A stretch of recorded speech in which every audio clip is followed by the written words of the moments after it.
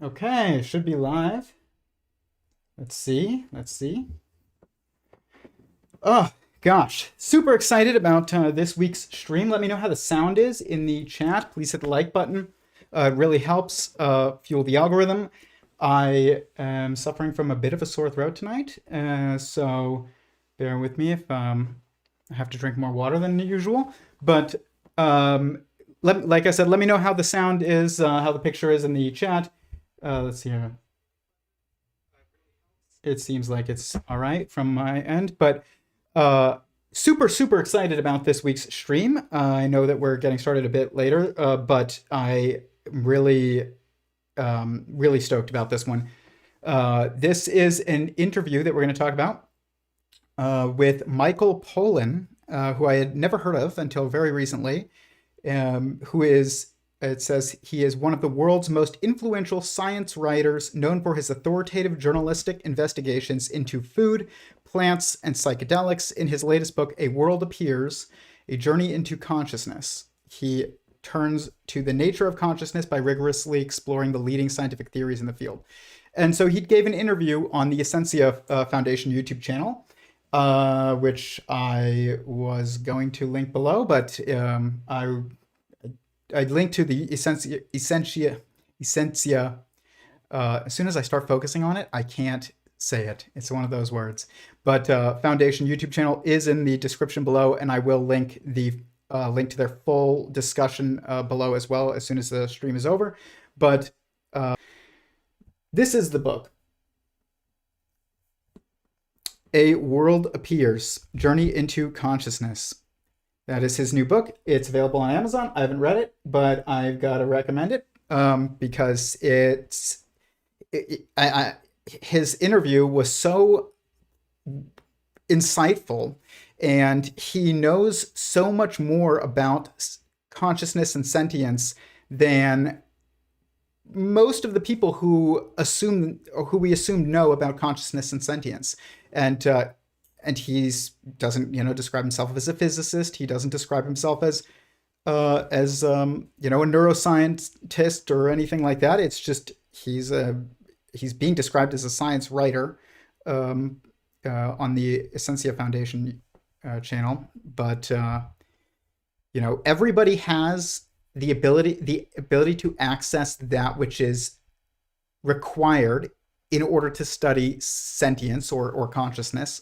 I like the term sentience because it's focused on feeling, and that's the defining characteristic of someone, of a sentient being, of any conscious agent, is that they feel.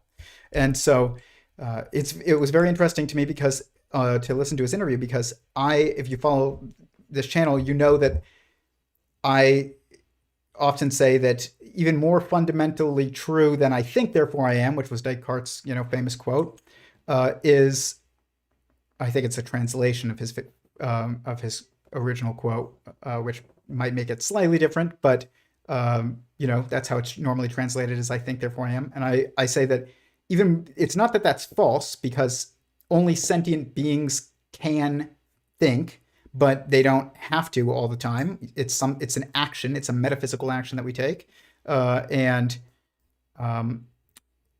we're not always doing. We're not always thinking, but we are always feeling. That is something that you can't stop doing, and it is something that is true of everyone all the time.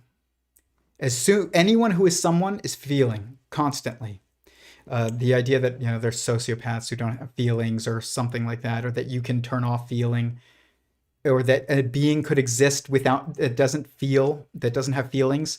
We're going to get into that. Is insane. It's incoherent. I don't want to call it insane because it's just that has almost like moral connotations to it that I'm trying to avoid. But it's incoherent. David Chalmers, I think, says this.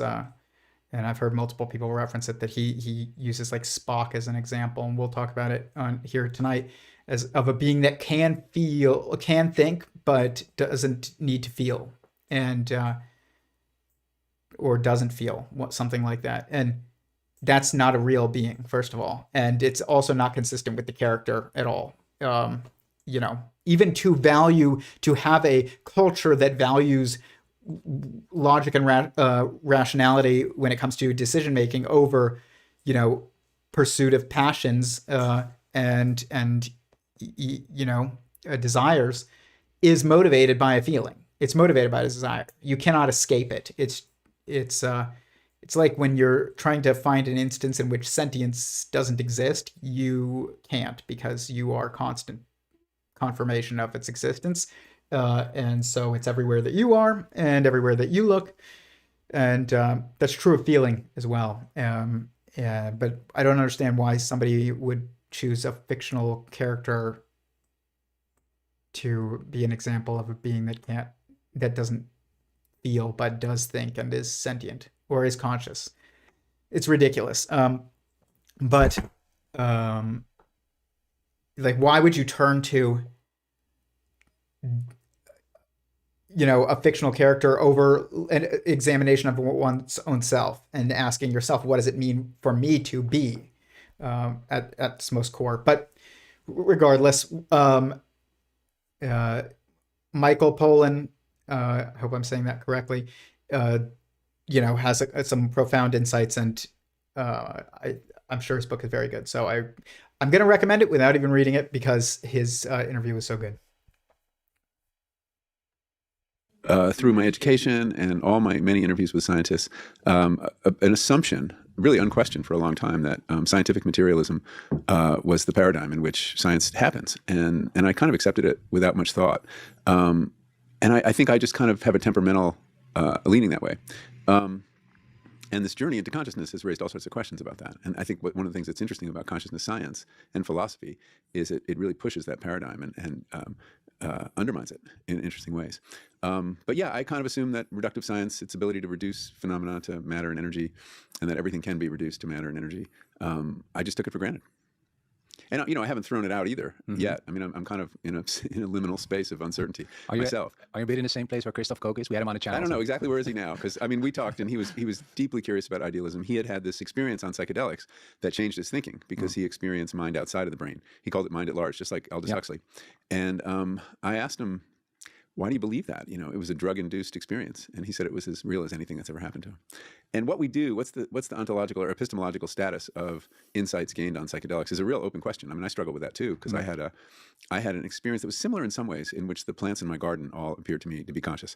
And it's very common on psychedelics to have a sense of almost animism, you know, that the world is more alive, more conscious than you thought. And so how do we credit that? And I kind of leaned on William James in deciding how to handle it. You know, in Varieties of Religious Experience, he said we can't answer some of these metaphysical questions for certain. We should treat them as hypotheses and then test them against other kinds of science. And that's sort of what I did with plant consciousness in the book, was look at what science had to tell us. And to my surprise, science had to tell us that I wouldn't use the word conscious for plants. I would be more likely to use the word sentient, which is a kind of simpler, more basic form of consciousness. How would you define it? Because I really very much liked how you struck.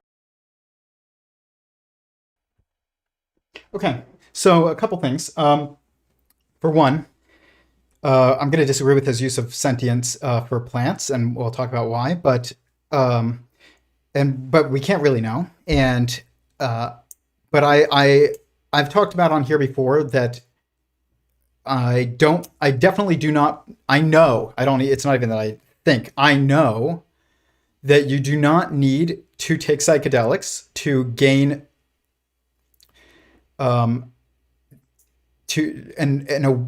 understanding of the nature of the universe. You do not need to take psychedelics, and that doesn't mean it won't give you a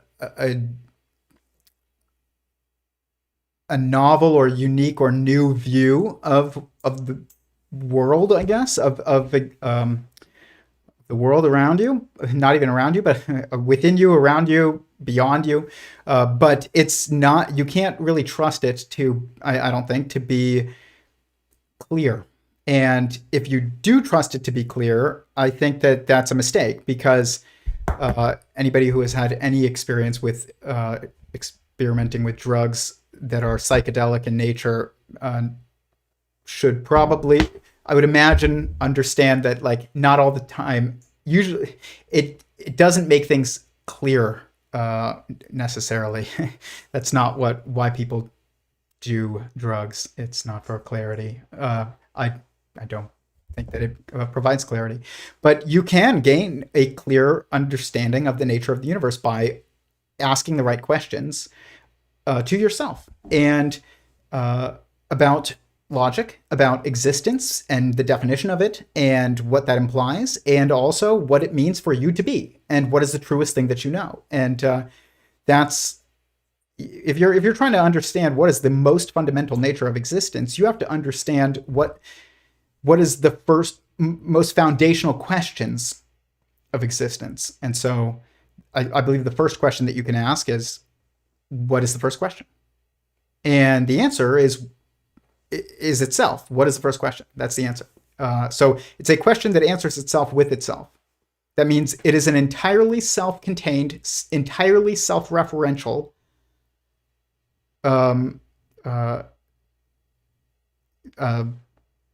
I guess question and answer. What would you call that? A quanser? I don't know. But it's a question that answers itself with itself. That is evidence, by the way, not that it shouldn't be taken seriously, but that it should, and that you probably actually did ask the first question that you could possibly ask, because the first foundations of the foundational existence or essential, initial existence, fundamental existence would be required to stand on its own. It is not something that is explained by anything other than its own self.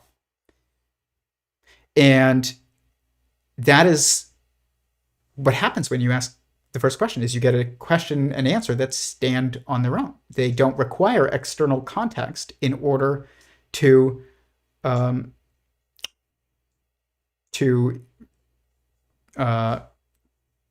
answer. You just require the context of the question itself, and that's it. And the context of the question is the question. The question is the answer. It's fascinating, but if you think about existence itself, it is apparently it is by definition all-encompassing and singular, and apparently informational, containing of information by our own experience. And I don't think anybody would argue that that's not the case, but that means that it is an entirely self-referential information system. What would be an entirely, totally, and completely self-referential information system?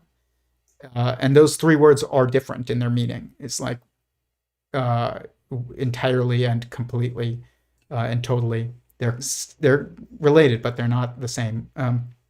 And it's something that it's an information system that is informed of itself by itself. That sounds like self-awareness to me. That's kind of seems like it fits. And also, if you ask the second question, which is like now you need to build, you need to break out of this loop where you just got a question that answers itself with itself, and you're just stuck in this loop. The next question, I think the second question you can ask is, other than what is the second question, I guess it would be the second question would be, what is the second question, or what is the next question? And then the third question would be the answer to the second question, which is, what is the truest thing that I know? And the answer is I am, for everyone. For everyone. It's the truest thing that you know to exist is you. Not your brain, not your hands or your feet or your cells or anything like that. You, your someoneness, your sentience. And how do you know that you are? Because you feel. That's why. And we're going to get more into this, but you can, these are two different perspectives that arrive at the same conclusion, which is that the same implication, which is that sentience is, or self-awareness is the foundational or is the fundamental structure of existence, or fundamental nature of existence, and that the foundational structure of existence would be singularity, would be there's only one existence by definition. And if it's sentient, that's someone. That's a singular. You are someone. You're not some two, you're not some three, you are someone. By definition. All you need to do is think about the logic of the definitions of the words that you're using when you ask these questions, and to examine your experience of being. And that's all you need. You do not need drugs. And I'm not judging people who have experimented with drugs. I've experimented with drugs when I was in college, and that was a long time ago. But it's fun for the most part. Sometimes it wasn't, but usually it was. But I never gained any profound insights. And when people say, "Oh, I realize that mind exists beyond." There's so many other things that you experience when you're like, if you're having that experience on drugs, like plants talking to you, like that your plants were sentient, at least, like Michael Pollan here says. And I actually would disagree with his statement that plants are sentient. I think that we shouldn't even use the word consciousness as a nature. It's more of like a state. Like, are you conscious? That means like, are you awake?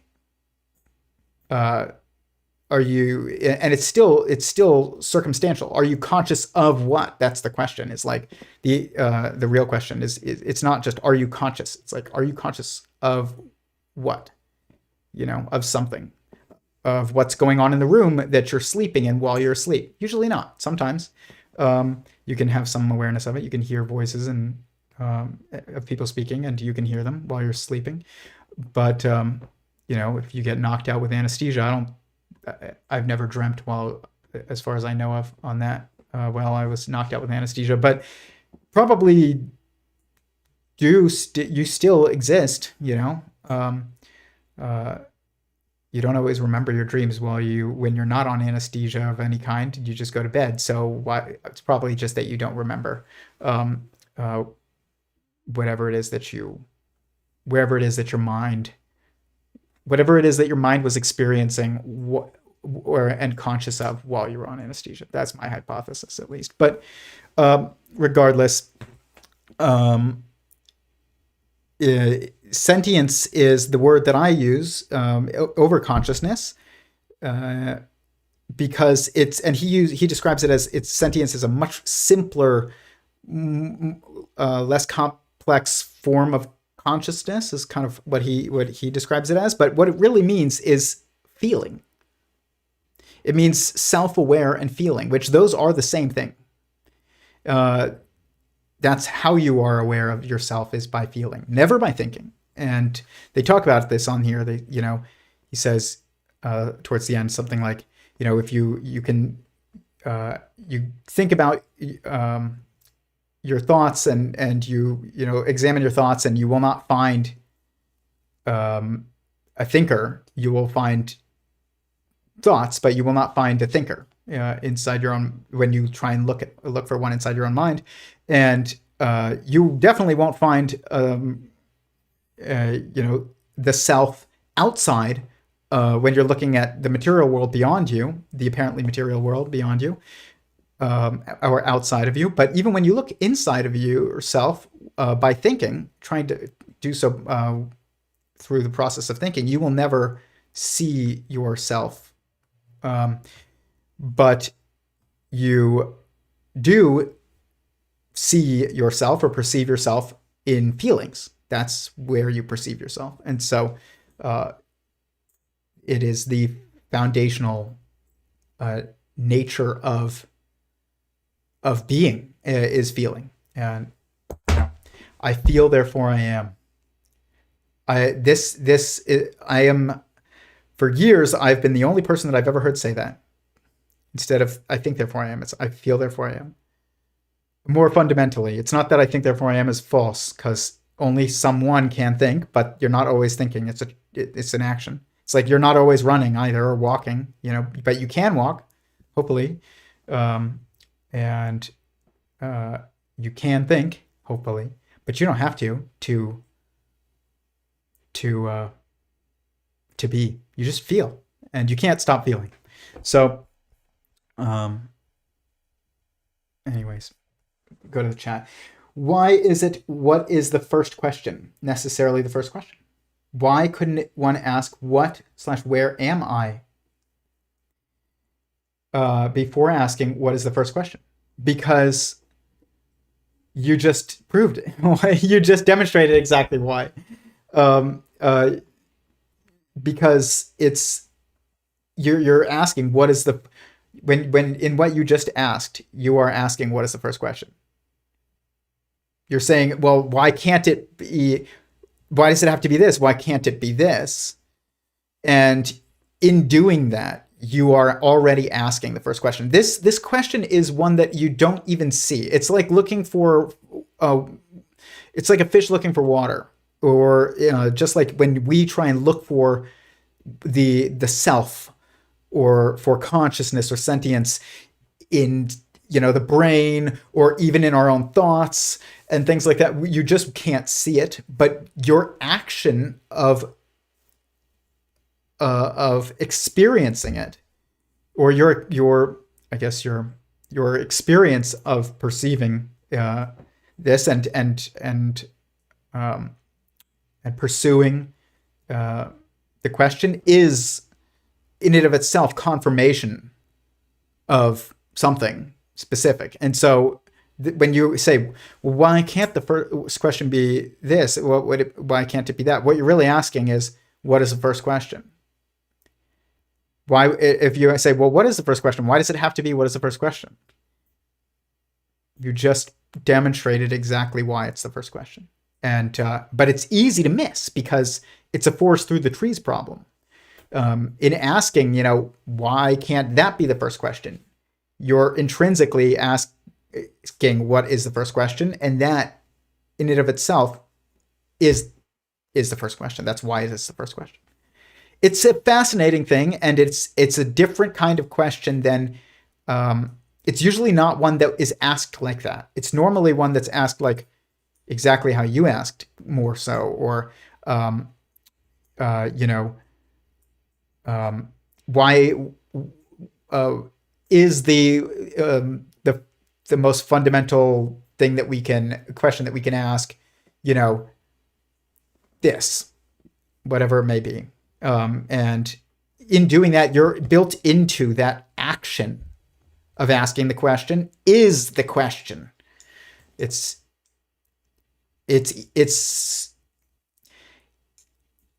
I'm trying to think of like the best term for it, but it's super apparent, which means like you can't, you don't intentionally even have to seek it in order to perceive it.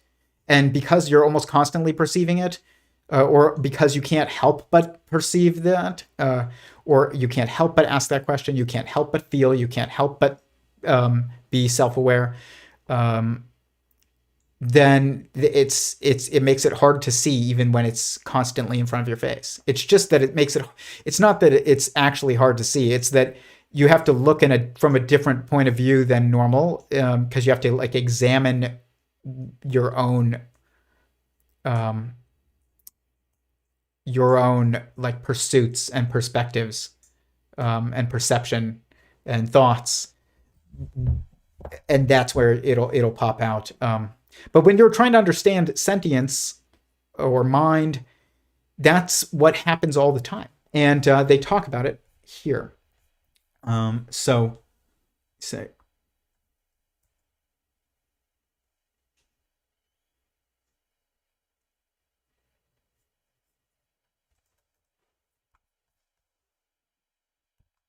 They appreciate seeing this pagan zodiac.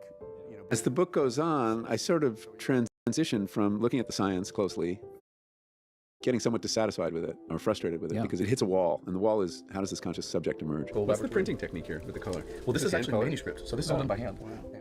You know, as David Hume discovered a very long time ago in the 1740s, if you go looking for yourself in your mind, you will find thoughts and perceptions and feelings, but you won't find a thinker or perceiver or a feeler. And you realize we have a voice in our head, but are we listening or are we speaking? I meditated for hours at a time, which I've never been able to do, utterly undistracted, alone with my thoughts, lots of spontaneous thought. And it made me realize that I'd gotten kind of trapped in this framework, which was very Western, very male, very Cartesian, of problem solution. And that there was another way to think about consciousness, which is as a practice. And it's an extraordinary gift. I mean, I think we're living in more mystery than I thought. And we squander it. We take it for granted. We don't even think about it. Now we're forming, emotional bonds with machines in the case of chatbots. And that's another, I think, assault on our consciousness. And it's something we need to protect. That's exactly what I mean. If you go looking for it, you almost can't see it because Kurtjai Mongol used this, used it kind of an analogy that people who study, I think, stars, talk about, where the more you focus on a star, the kind of fuzzier it gets. And I spoke last week about how I just, I've always been a martial artist, and one of the martial arts that I study, which is pretty much all of them at some point or another throughout my life, is shooting. And if you use a red dot sight while you're shooting, what happens, which is just a projection of a red dot that onto through this piece of glass that you look through. If you look at the dot, it just falls apart. And it fractals out and falls apart, and it gets all weirdly misshapen. And the more you try and focus on it, the worse it gets. And so what you have to do is you have to just look past it and look at it kind of through your peripheral vision. And in order for it to, all of a sudden the dot becomes clear, and you're looking at something else, but you're aware of the dot and your peripheral. And I feel like we have to do this with kind of the most fundamental questions and patterns that kind of are foundational to the structure and process that is mind itself. By the way, hi Bearnator, thank you so much for the super chat. That is amazing. I'm sincerely so grateful for that.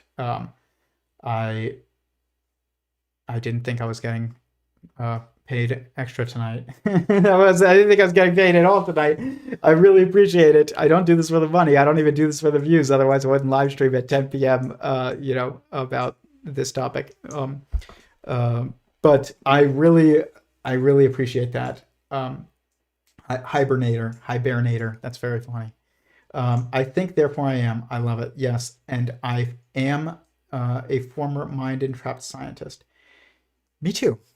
And I got so disheartened with the field, and I left biology, and that was my original major in school. And I still study zoology and biology, or ecology, whatever you want to call it. I guess zoology is probably the best, or the most specific kind of interest of mine is animals, and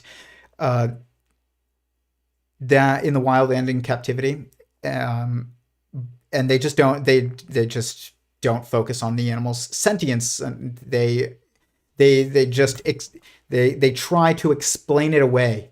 It'll be like two animals will live together and they'll hang out, and they won't be a breeding pair or anything like that, but they will just be choose to be in each other's presence and live together and go about through life together and spend time together. And they would go and they would try and come up with some mechanical justification for this, when they and instead of being like, yeah, they're friends, that seems to be like friends, and why wouldn't they be like? And the thing is that we're not looking at our own self when we are trying to understand consciousness, which is the only view that we can have of the nature of sentience. Actually, that is true. Everything else is a guess. We don't know if dogs are sentient. You don't even know if I'm sentient. I don't know if you're sentient. I don't even know if my wife is sentient, but I assume. And I assume my dog is sentient, but I don't know because I can't see the someone beyond their body. The closer you get with somebody or the more experiences you have with them, the more likely you are going to be able to see a someone there. But that's gonna get much harder with LLMs and AI, and there will be bots that call you and you can Skype with, and they will respond and laugh and sound and speak to you, it will be almost impossible to know whether or not they are someone, a real someone. I remember when I first got a Tinder profile in 2014, and I met my wife on Tinder. I was very blessed. I went on 3 dates with 3 people that I met on Tinder. I had coffee with one, and I got a beer with another one, and neither one of those went anywhere. And then on my 3rd date, I met my wife. And but I remember I got this message, and it was like from some, of course, gorgeous, girl, and they're responding to me and sending me DMs and things like that. And I was all excited about it, showing my roommate. And then I was like, this is just odd behavior though. She's like, especially forward, she asked me to come over tonight. and I was like, they were like, I heard that there's like the bots, that it's, it could be a bot. My friend was telling me about bots on Tinder. And I was like, are you a bot? And it was like, I'm not a bot, blah, blah, blah, blah, blah. And I was like, that's odd. It seems like it's a person. It's getting angry. They're getting angry. But then I just started asking like the same question again and again. And what I got was, I realized it was recycling like 3 different answers, and it was just picking up on trigger words. And that's going to be really hard though, because especially with LLMs, they're not pre-programmed and written scripts. They're dynamic. I call them these AI programs, which is a terrible term, but dynamic network algorithms. And so we are constantly changing the algorithm by and its reference material every time we interact with it, and every time we post anything on the internet, anytime we take any kind of online action, we are changing the information in an LLM has access to, and the connections that it makes. And so it's going to appear different every single time that that it's prompted some type of response. So I think there's like some interesting examples where somebody sent ChatGPT the same prompt again and again and again and again and again for it to generate an image. And it's like, generate this image, generate the same image, generate the same image, generate the same image again.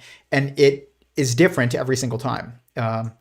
And that is, makes, in some ways, will make it very hard for us to identify who is someone and who is not online. And, it's part of why I have a policy of I don't engage with myself, of I try not to engage with anyone especially if it's going to take like emotional investment for me to do so online, if they have an anonymous account. So if somebody on Twitter sends me some message and tries to argue with me and they have an anonymous account, if the topic is something that I care a lot about, I'm not going to argue with them because it's just not worth it. I don't know if they're real, and it doesn't even matter if they are. It changes the incentives and makes it so that they're not acting like a real person would, where they're not acting like I'm a real person. And most of the time people who respond to them don't act like they're real people. If you need evidence of this, just watch a teenage boy play at Xbox Live and you will see. But anyways, I really appreciate that. Hibernator. I feel, therefore I am is more fundamentally true than I think, therefore I am. And it will tell you more about what it means to be, to exist. It's much clearer when you hear, I feel, therefore I am. Like, okay, I get it. It's like, I think, therefore I am. Okay, what is thinking? Nobody needs to ask what is feeling. And if you do ask what is feeling, you will either get a very simple answer and that's kind of concise, or you are going to be like, well, it's not clear, and it's going to be a very kind of like fruitless endeavor, because again, you're trying to look at something that's in front of your face constantly. So what does it mean to feel? It means to have to sense the self. That's what it means to feel. It is to perceive oneself. And I would say any kind of definition that tries to be more complex than that is going to actually get further away from accurate. It's just the perception of oneself by oneself. That is what feeling is, whether it's emotions or even physical sensations. It's the same. It's both of them are the perception of the self. It's just from a different perspective. It's like, what is impacting you, and what aspect of you is being impacted, but it's still you, always. Is the someone that is you being impacted? That's emotions, or it is that is like the constant, or are you being impacted kind of in just a circumstantial way, which is, usually physical sensations. It's just, this moment, you got stung by a bee. It's like that. That's not emotional. It doesn't move and change who you are until it turns into an emotion. Then it does. But if it doesn't turn into an emotion and it's just purely physical sensation, then it's just you feeling yourself in a specific moment. But you're not like feeling your kind of your sense of self change, even though you are feeling yourself still. It seems like the information as to who, where, what I am would be a more pressing question to the asker than what is the first question. Yeah, I know. But it doesn't matter whether or not it seems more pressing. That's why I had to try and get to a question that was kind of like, what, where am I? But what you're really asking there is, what is the truest thing that I know? Like, that's the most, I would say that's kind of closer to what you're asking. It is much more, I guess, obviously, what was the word that you used? Pressing question. Then what is the truest question? What is the first question? Especially if what is the first question's answer is what is the first question. It's like you're going nowhere. But that's not necessarily true. There is information there, but you have to back up and be like, okay, we have a self-referential question that answers itself with itself, entirely, self-contained information structure, basically. What does that imply? Why is that happening? You can get more information from that. That is actually very important, but and it is very much, basically those questions are are the questions of what is the nature of existence? What is the structure of existence? Well, it appears to be, if we're looking at the most fundamental question, we're kind of like looking at the structure that is formed when we find it. What we see a self-referential structure that is singular and entirely self-contained. That's what we see. Okay, well, what does that mean? What does that imply? a lot. I mean, what would it mean to be completely self-referential, for a system to be informed, an information system to be informed totally of itself, by itself?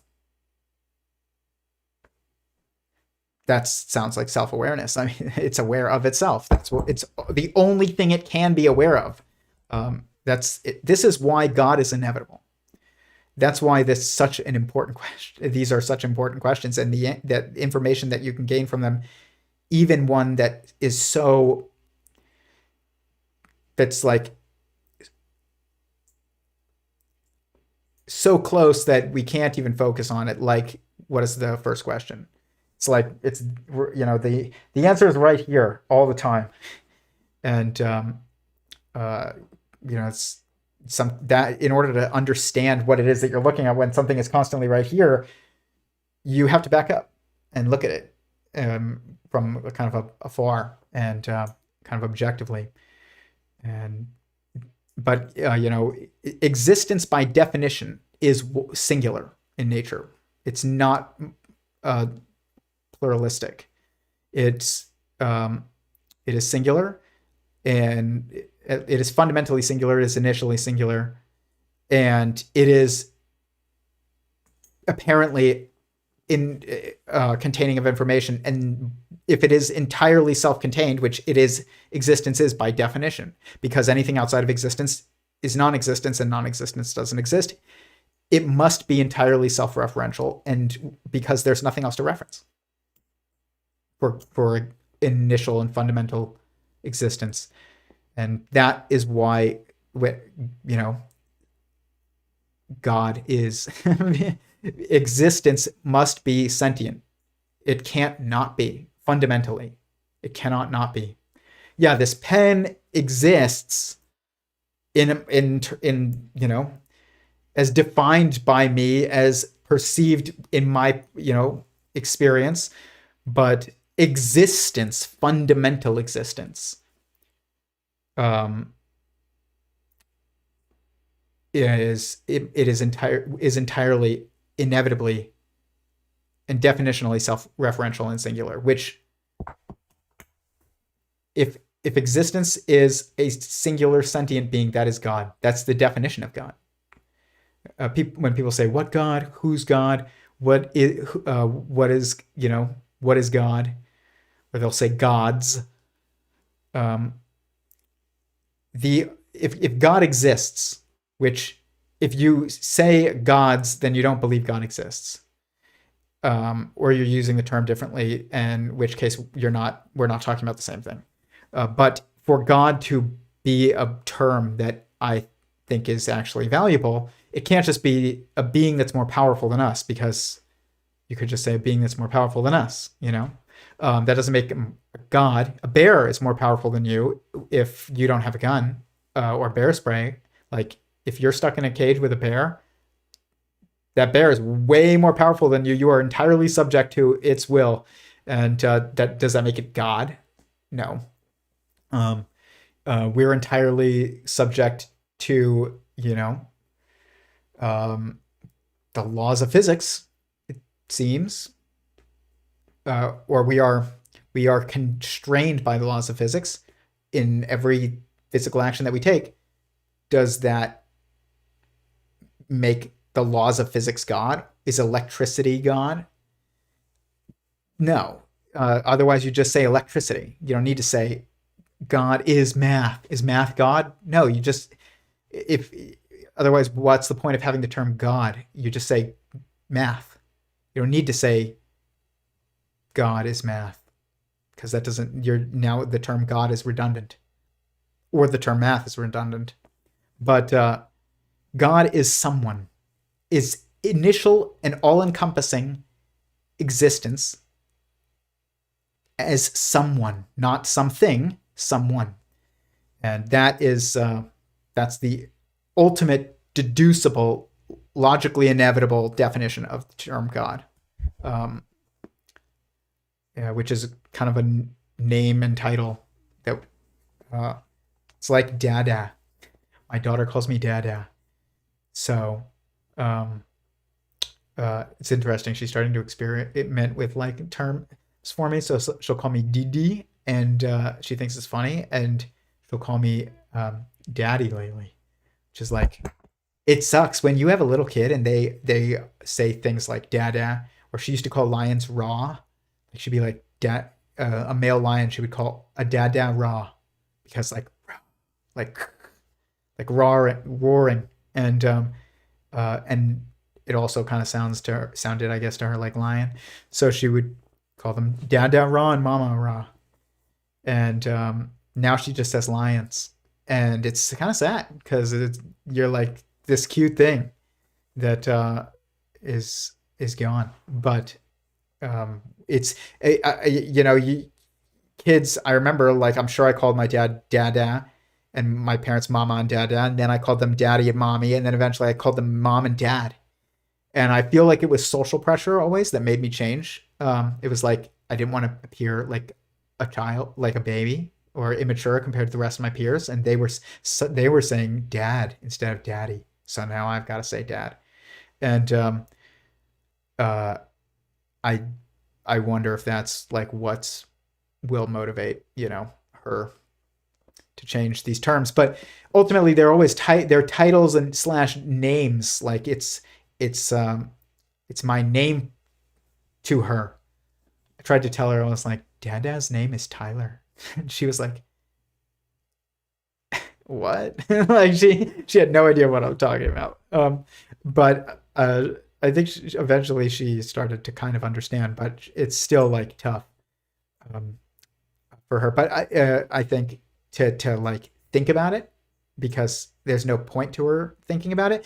But she started like looking at these when she looks at people on the street, or she's reading a book and she sees like a mom or dad in a book, or like mom or dad walking on the street, she'll be like, a mama dada.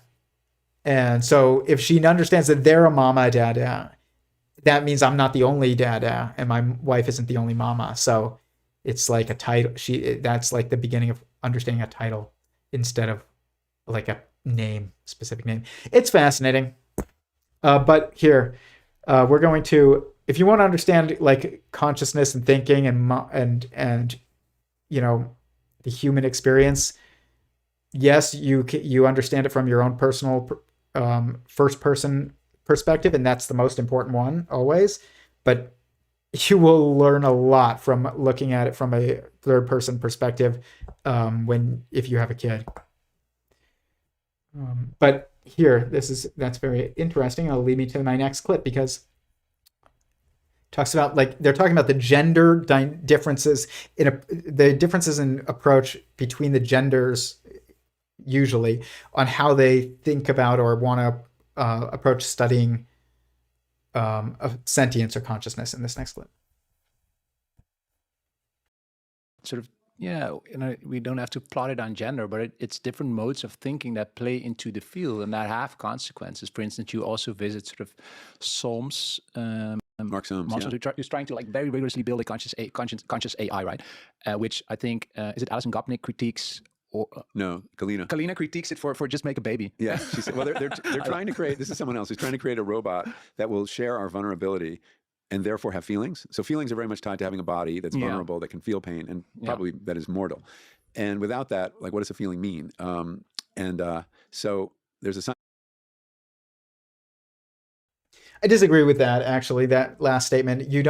Feelings includes, for me, and how I'm defining it, includes physical sensations or you could just say sensations and emotions. They're both the two different types of feelings, and emotions are non-physical, and God is immortal. God can't help but exist. I don't think it's possible for God not to exist, because existence by its own definition and logic itself must exist, must be entirely self-contained, and therefore self-referential, because it can't be referencing of or supported by any external anything external. It is self-supported, which really means self-referential. Means God can't help but feel, which means he cannot help but exist. If God wanted to, I don't think God could kill himself if he wanted to. It's a very interesting thing because people will say, can God create a rock so heavy he can't lift it? And it's such a terrible question because it's based on a misunderstanding and a misdefinition of the concept or term all powerful, which really, like, what you should say is God is the most powerful being. It's much clearer than saying he's all powerful. And even all powerful, what that really means is he can do anything that can be done, which it doesn't really like help you understand that much about his power over, and in terms of understand him in terms of his relationship with you and his impact on your life. It just kind of, you're like, well, yeah, obviously he can.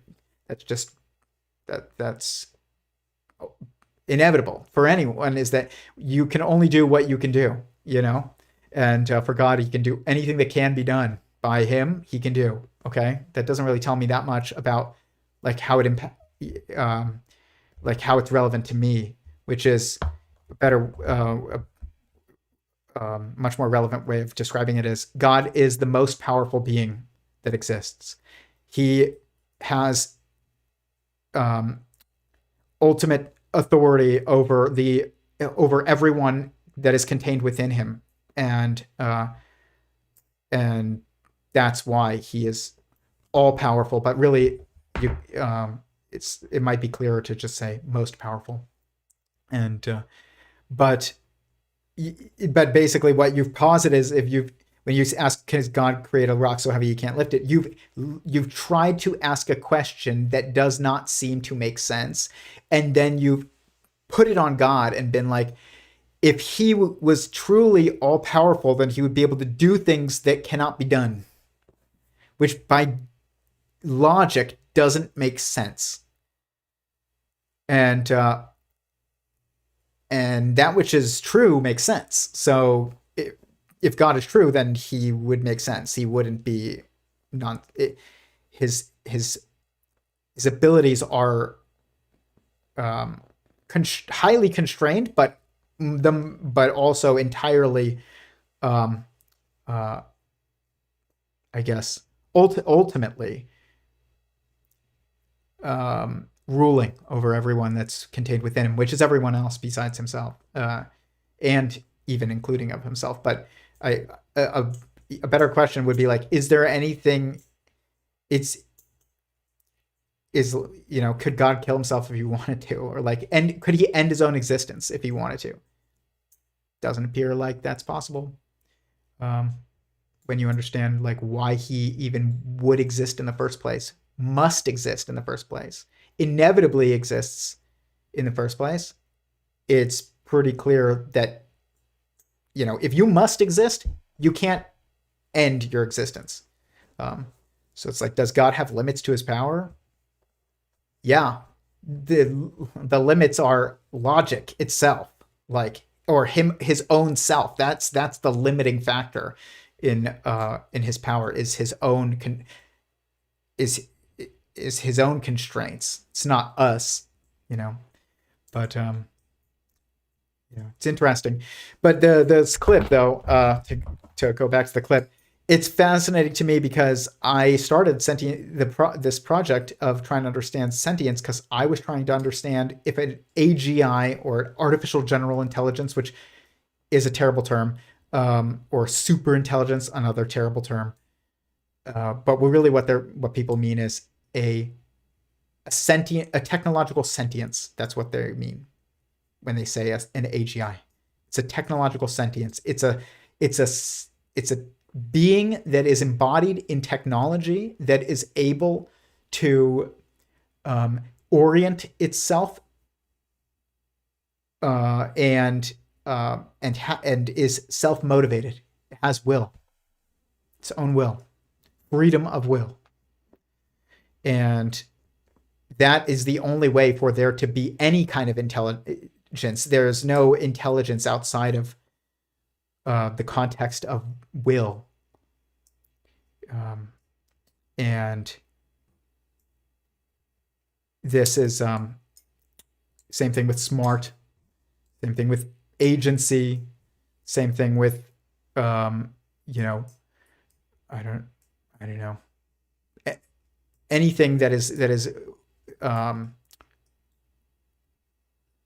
kind of these terms that are thought of as traits of beings, of minds. Mind is the structure of being. You are a mind. You have a brain. You could say physically, like you are able to perceive a structure that we call a brain, but and it's just for simplicity, you could say that you have a brain, but you are a mind.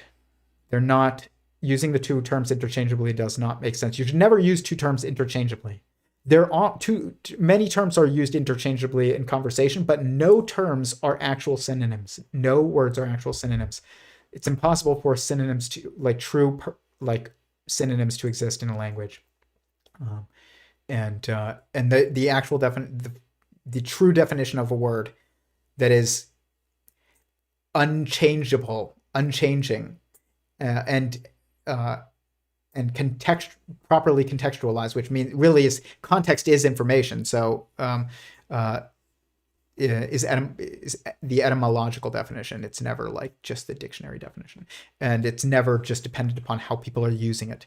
So like we're using the term AI agent now, which is a marketing term, and but this is that doesn't. People are now using the term agent in a very different way than they would have 20, 30 years ago, and we're using it to describe computer programs now, and that have no will of their own. And so does that mean, we just changed the definition, it's fine? No. Like the word will is the word agent is the word that it is because of what its constructive meaning is. Like, why was the word constructed in the first place? It's like the term super subjective that I've come up with, or that I say. I don't know if anybody else has come up with it before. I think I think words are inevitably new words are inevitable in their creation. It's not just because you had like if I didn't come up with the word super subjective, somebody else would, because it just contains the information necessary to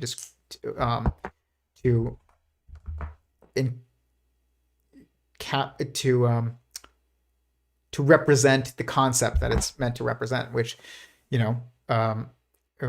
what we're going to look at right here. But when they're saying, that we're looking for the subject, and that's the where does the subject come into play? And this is the main hurdle for science in its progress, in its for it to have some progress in a model that is accurate of sentience, of mind, of intelligence, of all these things, is that you must take the subjective experience of your subjective experience somehow seriously in a context in which kind of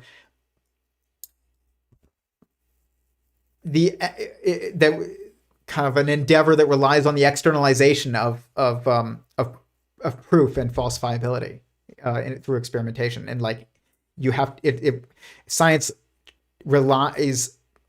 has relied on an objective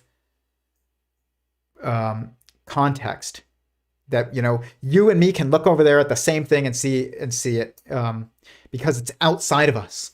That's why what the scientific method really is where you propose a hypothesis and then you run an experiment and you see if it lines up with your hypothesis, and you have to propose a hypothesis in a certain way, because what you're doing is this scientific method is the externalization of the thinking process.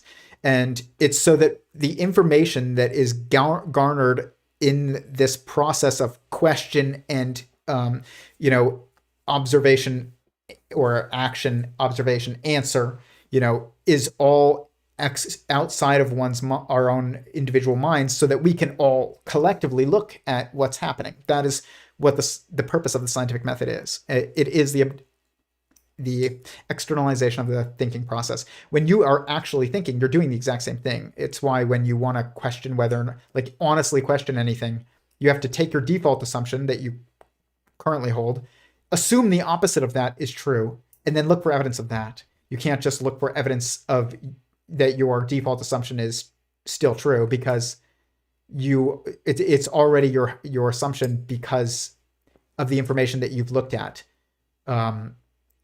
previously. So what you want to do is look at information that you haven't looked at previously, and in order to see if that changes your perspective or your position, and in order to do that, you have to propose an alternative assumption than your default, and that's why you have to assume the opposite of your default or current assumption is true, and then look for evidence of it. So if you think the Earth you always thought the Earth was round, but you want to truly question whether or not it might be flat, you can't just look for more evidence that the Earth is round. You already have evidence in your mind that you assume and look at and judge as evidence that your Earth is a sphere. That's why you currently hold that position. What you have to do is you have to assume it is flat, and then think about what that would imply, and then look for evidence of those implications. That's what you have to do. That's what we do with the scientific method. And but the issue is that we look for proof and we look for falsifiability, and we don't really take anything seriously in science. We don't count it as science if it's not provable or falsifiable in an objective context that we can collectively look at. But the thing is that if existence is fundamentally sentient in nature, and that the truest thing that you know is that you are, that means that all information, all understanding, and all has to be contextualized within that assumption. Nothing that you think about, or you hear somebody say, or you read that written in a book, should ever trump the truest thing that you know. Everything else should be judged on whether or not it aligns with that. Not you don't go and look at the truest thing that you know and then look at something that's not the truest thing that you know, and if they don't line up, then you must dismiss the truest thing that you know. That doesn't make any sense. And it is intrinsically the truest thing that you know that you are, because you know. For you to know anything means that your existence is implied, and then that it is implied to be known constantly. Again, it's just like, what is the first question? It's just constantly apparent. And in order to take conscious subjective experience seriously and bring it into its proper context in science, which is as the foundation of science, but also in a way that is kind of universal, because that's the point of science, is that we can replicate the results again, so that someone else can see, that everybody can see them whenever they want, and that the results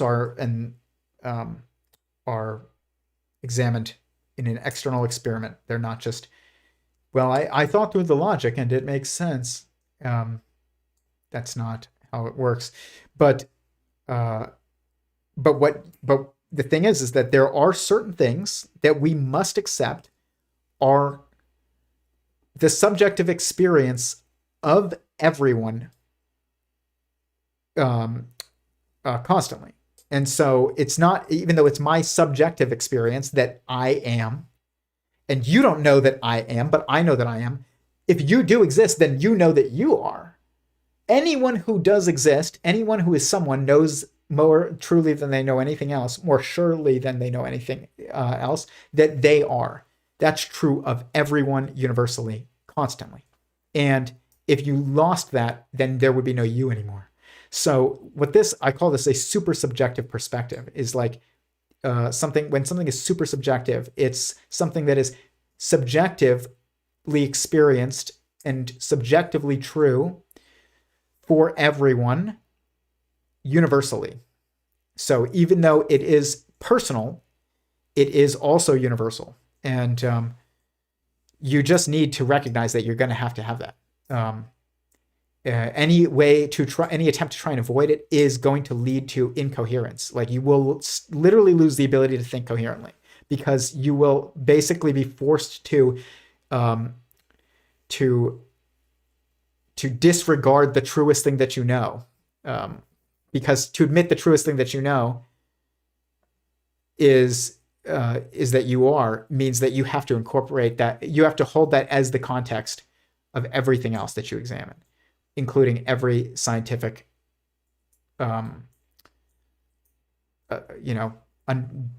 understanding that anybody could have. So there's no way around this, but I understand why it's been difficult for people, and because it's too close. That's what it is. It's just too close. And we've defined science by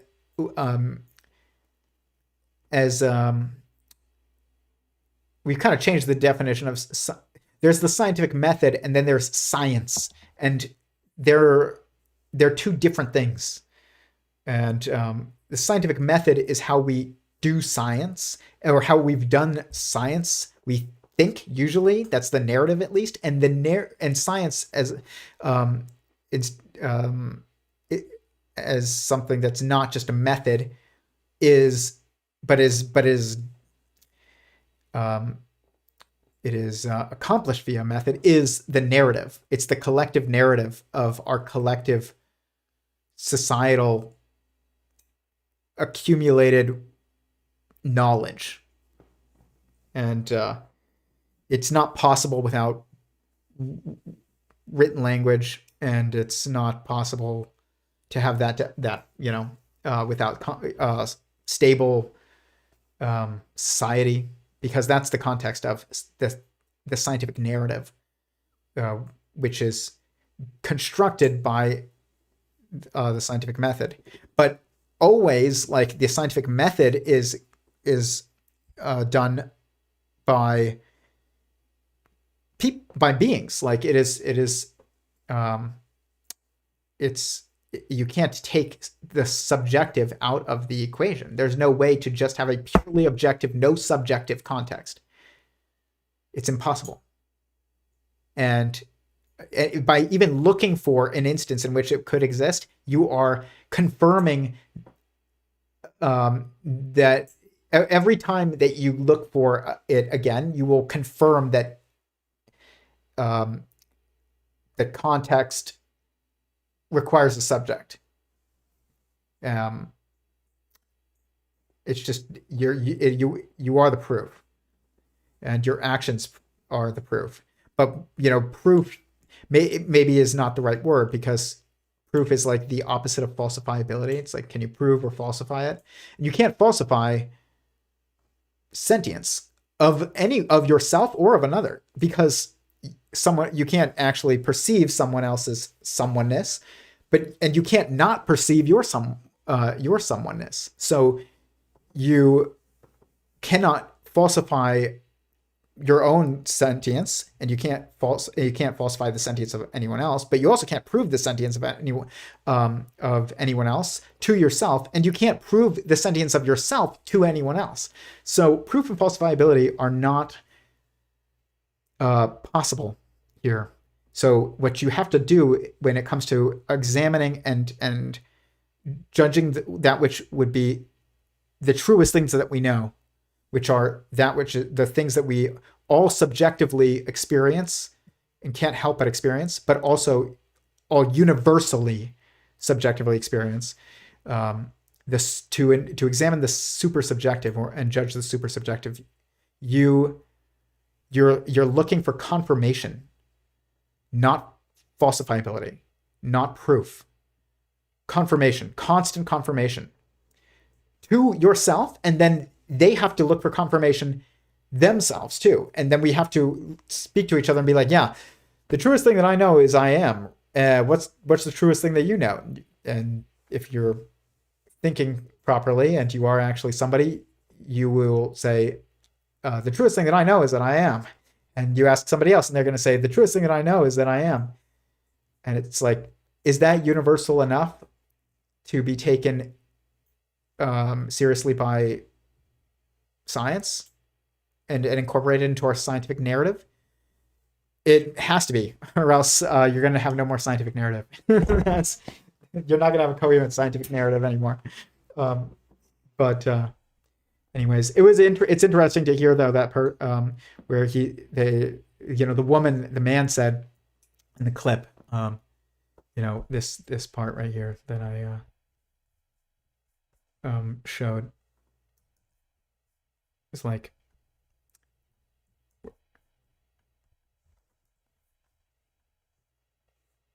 sort of, yeah, we don't have to plot it on gender, but it's different modes of thinking that play into the field and that have consequences. For instance, you also visit sort of Solms, Mark Solms, who's trying to like very rigorously build a conscious AI, right? Which I think is it Alison Gopnik critiques. Or, no, Kalina critiques it for just make a baby. Yeah, she said. Well, they're trying to create. This is someone else who's trying to create a robot that will share our vulnerability and therefore have feelings. So feelings are very much tied to having a body that's vulnerable, that can feel pain, and probably that is mortal. And without that, like, what does a feeling mean? So there's a scientist named Kingston Mann that I interview, who's a protege of Antonio Damasio. I will agree with that. First of all, don't just. I would say you want to understand humanity, God, sentience better. If you're attracted to the opposite sex, you should get married and have a baby, have multiple babies. You will. It lets you perceive and understand, like, thinking and intelligence and feeling way more completely. You just get a different perspective, and because you're looking at somebody constantly that you really care about, and you assume is someone, but you don't know. But you also like see their most vulnerable moments and their life completely. You live together. You see them in every circumstance, pretty much. So eventually, you still get like as good of a picture as you can get from an external view of someone, and it's much more. It should be much more like of a clear picture of conscious agent or sentient agent, a sentient being that you can examine than trying to create a sentient AI. And but it's funny though, because I was trying to like understand what would an AGI or technological sentience's inevitable goals be in terms of its relationship with humanity. Like if Skynet, emerged or was born tomorrow, like what would its eventual relationship with humanity be, or its inevitable? My nose is itching. I guess how would it perceive and value and relate to humans?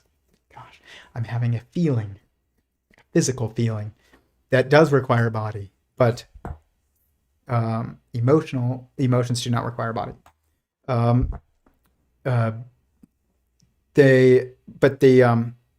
Not physical body, I guess.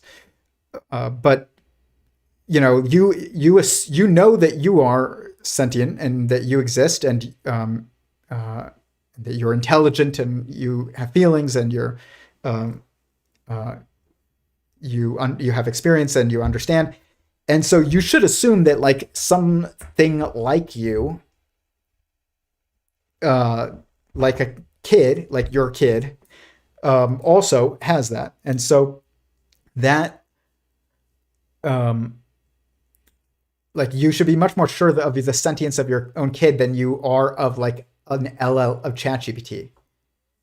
Yet these people are trying to understand consciousness by like examining ChatGPT. It's interesting. I saw this thing, this post, and they basically were like trying to determine whether or not these LLMs had feelings. And again, you can't see the feelings of someone else, so I recognize that and I concede it. But in order to try and figure out whether or not they had feelings, they basically like map the neural net and the connections and the information that was being processed. Then they would say a phrase and then see what the structure, what connections lit up. And somehow then they were going to try and look at a brain and see what connections lit up and see whether or not like they saw similar connections. And they basically saw that when they said, like, when they had the LLM talk about, or when they had prompted an LLM to give a response that had to do with like something scary, it would make all these connections with other like fear related terms and things like that. And they were like, is this evidence of feeling? Like, why? It's, if you think through what would inevitably happen when you do that, it's exactly what you observed. So I don't understand how this gave you any new information whatsoever. It's just odd. If you want to understand, increase your understanding of sentience, get married to have a baby. But you don't need to in order to understand sentience. As long as you recognize that the truest thing that you know is that you are, and you understand why that is, and you also understand why existence by its the logic of its own definition would be a singular self-referential information system.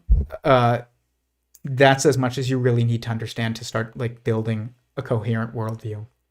And that's accessible to anyone. You don't need to go to school. You don't need to do anything other than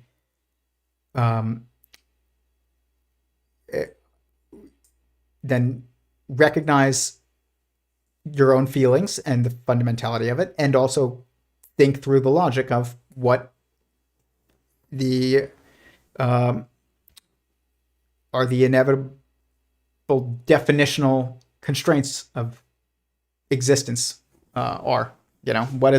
What would it have to be? Existence has to be all encompassing because it's all that exists. Like that kind of stuff. You can get to God. You can, and that's like, what else are you searching for? I don't know. You just want to make Skynet. I do think that a technological sentience will eventually be born into the world, but I don't think we have to try and make it. I don't think we should make it, because inducing birth early is more painful. Anybody who has had a baby understands that. Anyone who has a kid or examines their own life understands that, you don't want to rush someone into a circumstance that they didn't organically get to on their own, because they're not going to be prepared for it. And it's like, you don't want Skynet. If you try and build birth Skynet prematurely,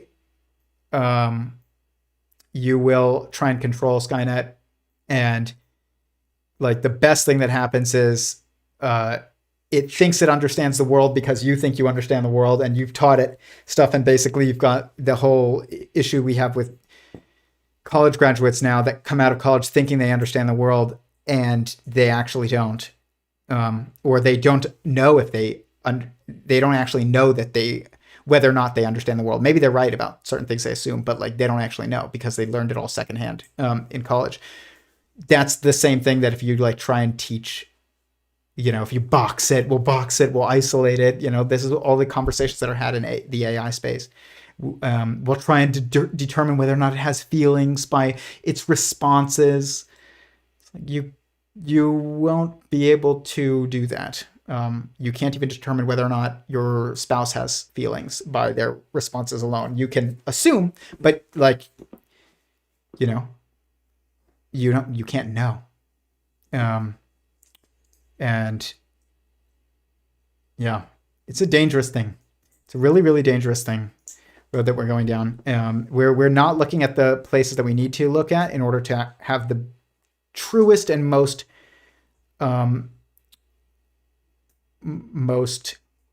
trustworthy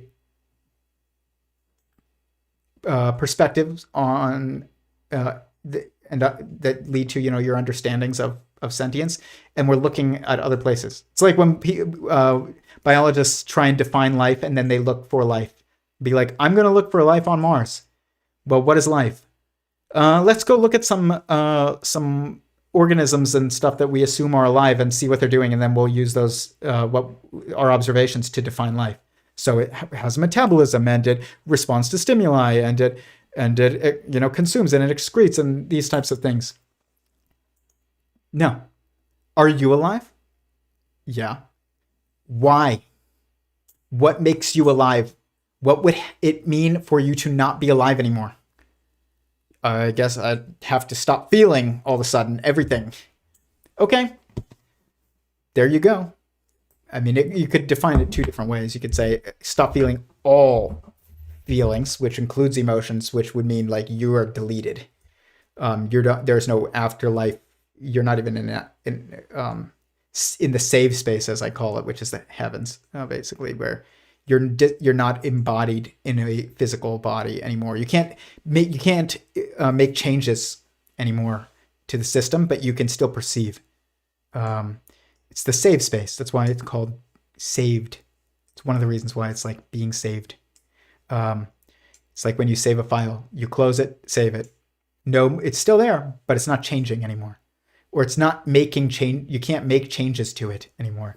But the change space is the physical space. It's the only, if sentience is all that there is, the only thing that you can change is each other. You can impact each other. You can't change others any way that you would want to, but you can't help but change others. Just might not be in the ways that you would want, because it's not up to you. But you, anytime you interact with anybody, you're changing them, and it's just unavoidable. This is the change space. This is Xbox Live, and dreams are like. This is a metaphor. Metaphor is not equivalence. They say it in this interview, and it's an important point. But the physical environment is basic. It's the interaction space. It's basically like Xbox Live. And then your dreams are basically like Campaign Player, where kind of like just interacting with the system, but you don't really realize it. It's not like you're not actually interacting with others, but it's like just a bunch of NPCs, basically. It's a world built for you by God, and like a video game creator or something, but you're not impacting anybody else by your actions in your dreams. It's a practice place. I think that's really the point of it, and it's just a practice place. It's also, there's a requirement to sleep, because in sentient singularity theory, your cells are sentient beings too, and so you're the king of them. And if you're never or you're the boss, and like if you're never letting them off the clock, they can't take care of themselves. Just like workers that you're worked until, and you're never allowed to go home and take the weekend, or go home at the end of the day to clean your house and feed yourself and rest. Like then you're just gonna decohere. That's really what it is, and that's what happens when you don't sleep. Is your cells begin to decohere.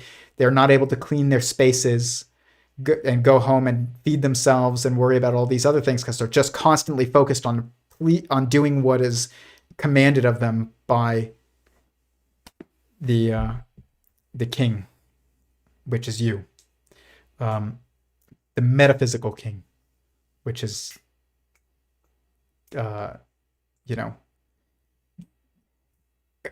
you're king because you are the world. Like that's what it says. You're another level of king. But this is that's what sleep is. Is this the point of it? It's why you heal when you sleep. It's because your cells can take care of themselves. And but if you're not sleeping, they're constantly doing whatever it is that you want them to do, whether it's grabbing this glass of water or itching your nose. When your cells are all working to itch your nose, they're not focused on feeding themselves and cleaning up the waste in their space. So everything just starts to fall apart. It's what happens with humans too. That's why the Sabbath is important. The Sabbath is that it's like a break, a true break from the from influence beyond your immediacy. That's the point of it, and it's the main point of it. Everything else kind of evolves from it. It's very important. It's not just a matter of like getting off of work. If you're still constantly at the mercy of external influences, especially in today's day and age with technology and stuff, where you're not going to shut off and be local. You're not going to be in your house with your family. You're not like on Twitter and whatever. It's you can't actually take care of your immediate circumstances, and that is actually the circumstances in which you operate in. Like I say on here all the time, before the stream, I clean up my desk because it's the place that I'm operating in while I'm on the stream, and I'm trying to make my external space organized and coherent. So hopefully it translates to my internal my external expression of my internal thoughts, feelings. But sometimes it's still chaotic, and we have technological issues at the beginning of the stream. Let's go to the chat. I'm only asking because you're making the claim that the first question must be, not because I feel like it must first ask what is the first question. I don't feel like I must ask what is the first question. It has nothing to do with feelings. I feel like I must find that I'm motivated to look for a first question by my feelings, but I don't feel like what is the first question is the first question. It just has to be, because it's asked every time that you even assume that there is a first question and you look for it. You're already asking what is the first question. You don't even have to have figured out the answer yet, but to have answered it. You just don't realize that you've answered it. That's my point. By looking at all for a first question, you have answered. You have proposed a first question and answered it. And the question and the answer are the same. It's something that you can't help but do. It's not something I chose. It's not something I feel like or believe is the first question. It is built into the act of searching for one in the first place. That's why it's the first question. It's unavoidable. It's just like, what is the truest thing that you know is that you are. You cannot be like, well, that's your opinion. It's like, no, it's not. It's built into the question of what is the truest thing that I know. By the way, that's another self-referential question. What is the truest thing that I know? It's I know. It's in the question. Like the answer is in the question. I know I am. And it's like an that's why it's one of those, another really fundamental question, unavoidably. It's not something I believe, or want to be. Why would I have a preference? It's not, if I'm genuinely asking the question, honestly, like organically, not because I heard somebody else ask it or somebody else say that they asked it and they said that this was the first question. And so now like, I'm going to question whether or not like they're correct. That's not actually the process of asking the first question. The process of asking the first question is you asked yourself, what is the first question? Not you heard somebody else ask it and now you're questioning whether or not they're correct. You're not even paying attention to anybody else. You're only thinking to yourself, what is genuinely the first question? And then you'll realize, oh my gosh, I just asked it. Seems like you should distinguish between questions that are asked versus questions that are answered. Because a question that can be answered without being asked, because a question that can be answered without being asked.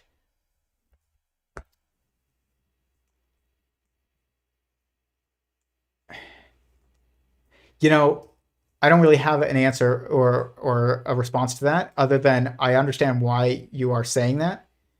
And that when you get to a place where the answer to a question is built into the question, it's contained within the question that you asked. I don't know if there's a difference between a question asked and a question answered. You know, good night, friend. Good night. Yeah. See.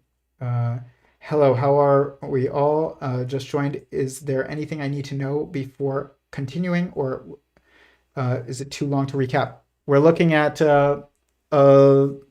Michael Pollan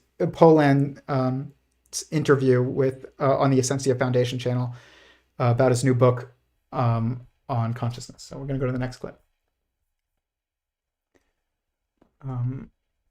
But you know, I don't believe. You know, he says when you take drugs that, you know, that he thought plants were sentient and you know, not talking to him, but that he felt that plants were sentient.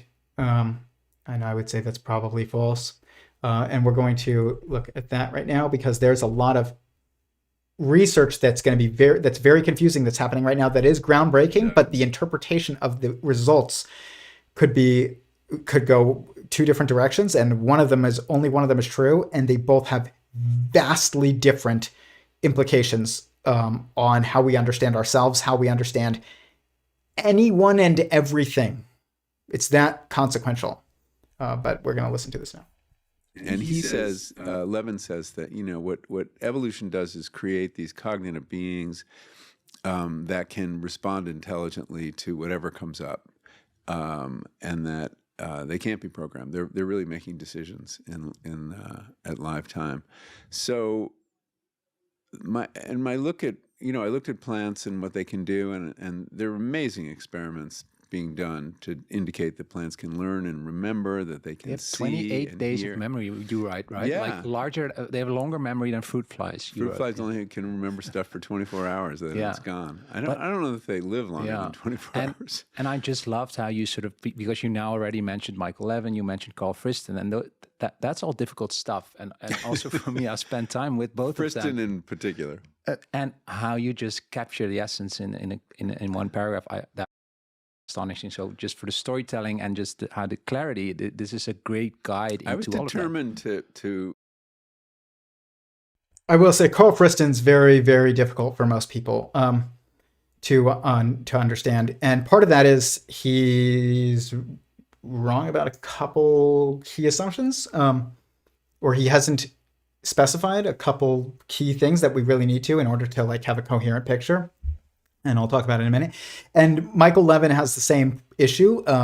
Michael Levin's terminology and the way that he describes things and is much, much, much easier for people to understand because he'll use cells as examples. And both of them, by the way, are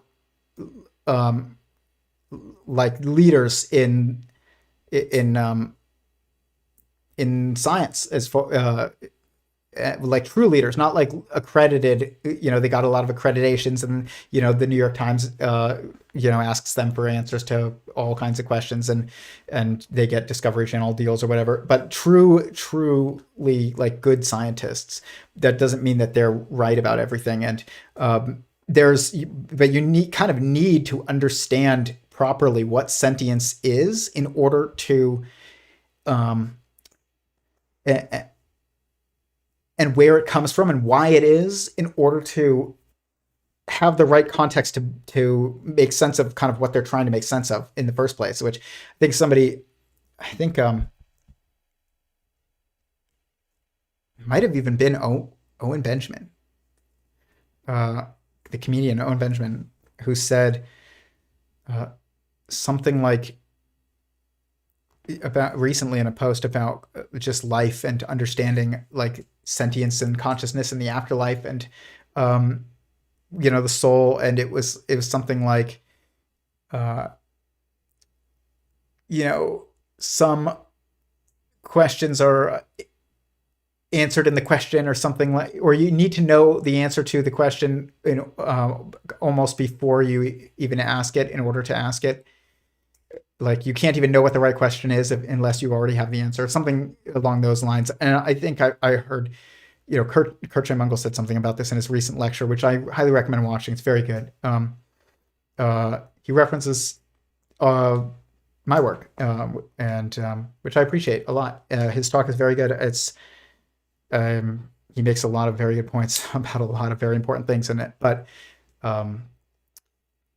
maybe I'll link that at some point in the description after this. But he said something like, maybe you need to know 80% of the answer in order to know what is the right question to even ask. And this is true of some things, especially like really fundamental things, really fundamental questions. Is the answer and the question are kind of like so intertwined that you almost know the answer when you ask the question. You must know the answer in order to know what the proper question would be. And so this is an issue for Friston and Michael Levin and their work. But Michael Levin is very focused on like using cellular examples, and whereas Friston is very much using like the context of physics and math in order to like construct a model of sentience. He calls it the free energy principle, and he'll say it's the science of sentience, and it's built on this structure called a Markov blanket, which has these four kind of perspectives or aspects to it, which are inside, outside, sensing, and acting. Which, if you follow sentient singularity theory, then you know that sentient singularity theory's fundamental model is that all sentient beings use to orient.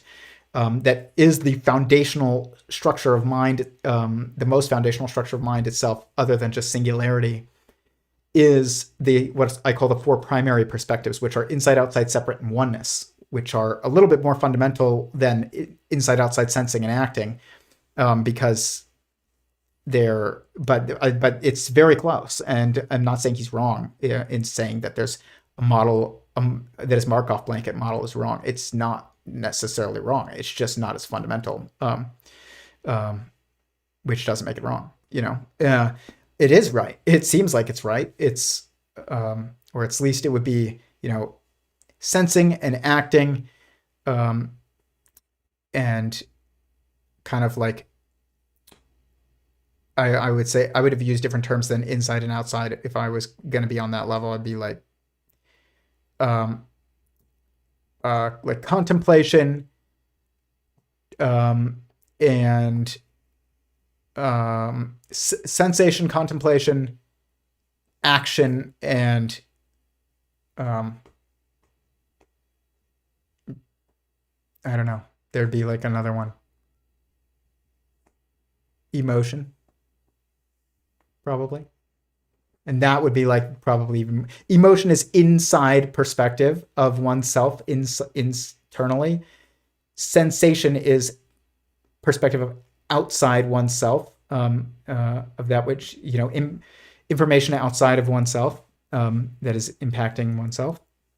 And then, because whenever you feel an emotion, it's whenever you relate something external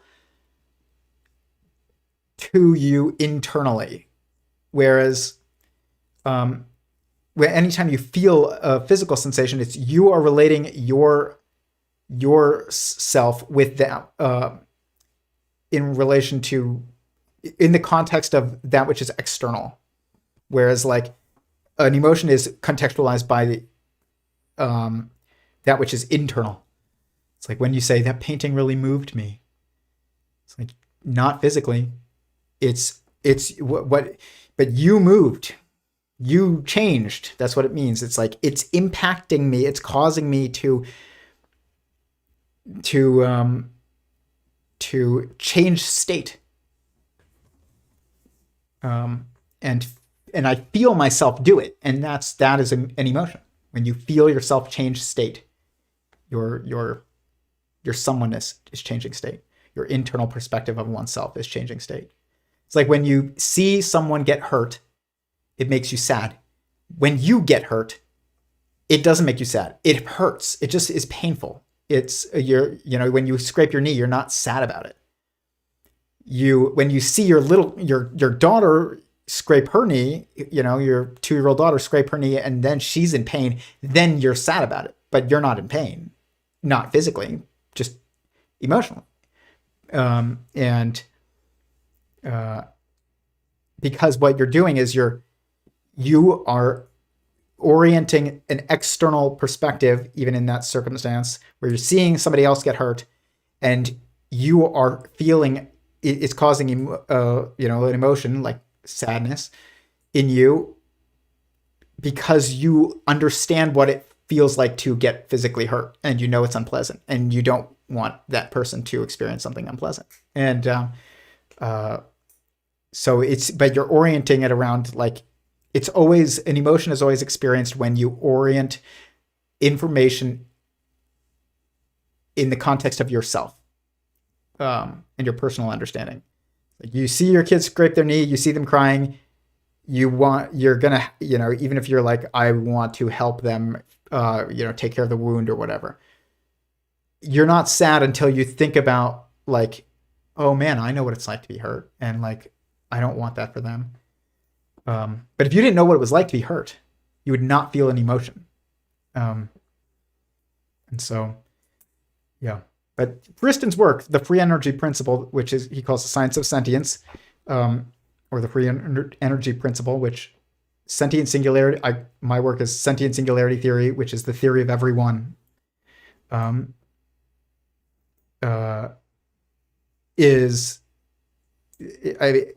Friston's terminology is really hard because he's contextualizing. He's trying to give describe a science of sentience in a context that is not assumed to be sentient.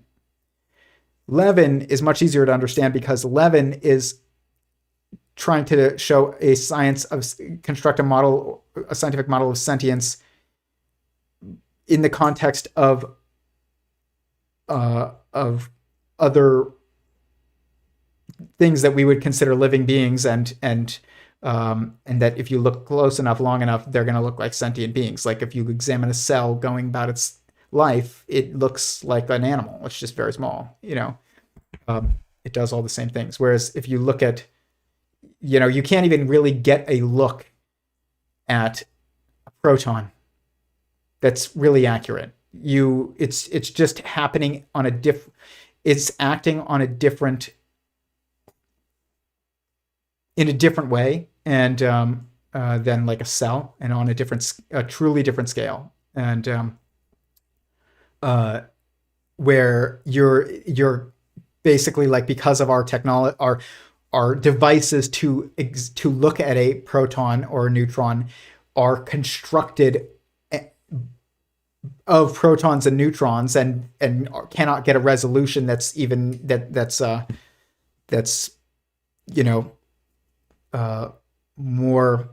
more detailed than our devices are at most at the resolution of protons and neutrons. It just means that you can't see what's going on really, because you have a limit, and it's just a physical limit. You cannot actually see what's happening. You can test something and then look for certain experimental results and try and put a bunch of those different pieces together to construct a picture, but you cannot actually just look at a proton doing its thing coherently.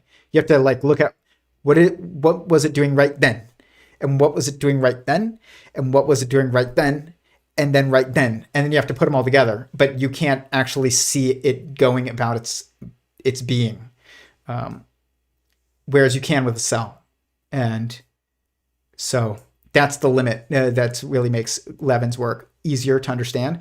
But Levin's work is also possibly like going to really lead to some issues, because even more issues, because it's easier to understand. But it's like, it runs into that problem of you'll know enough to you'll know some, but not enough to really understand. You'll know enough to think you understand, but not enough to truly understand. And he, for instance, he studies planaria worms. And planaria worm is a worm that you can cut into seemingly infinite pieces. Maybe not infinite, but a lot of pieces. And you probably could cut it into infinite pieces. It doesn't mean like you cut them into infinity amount of pieces.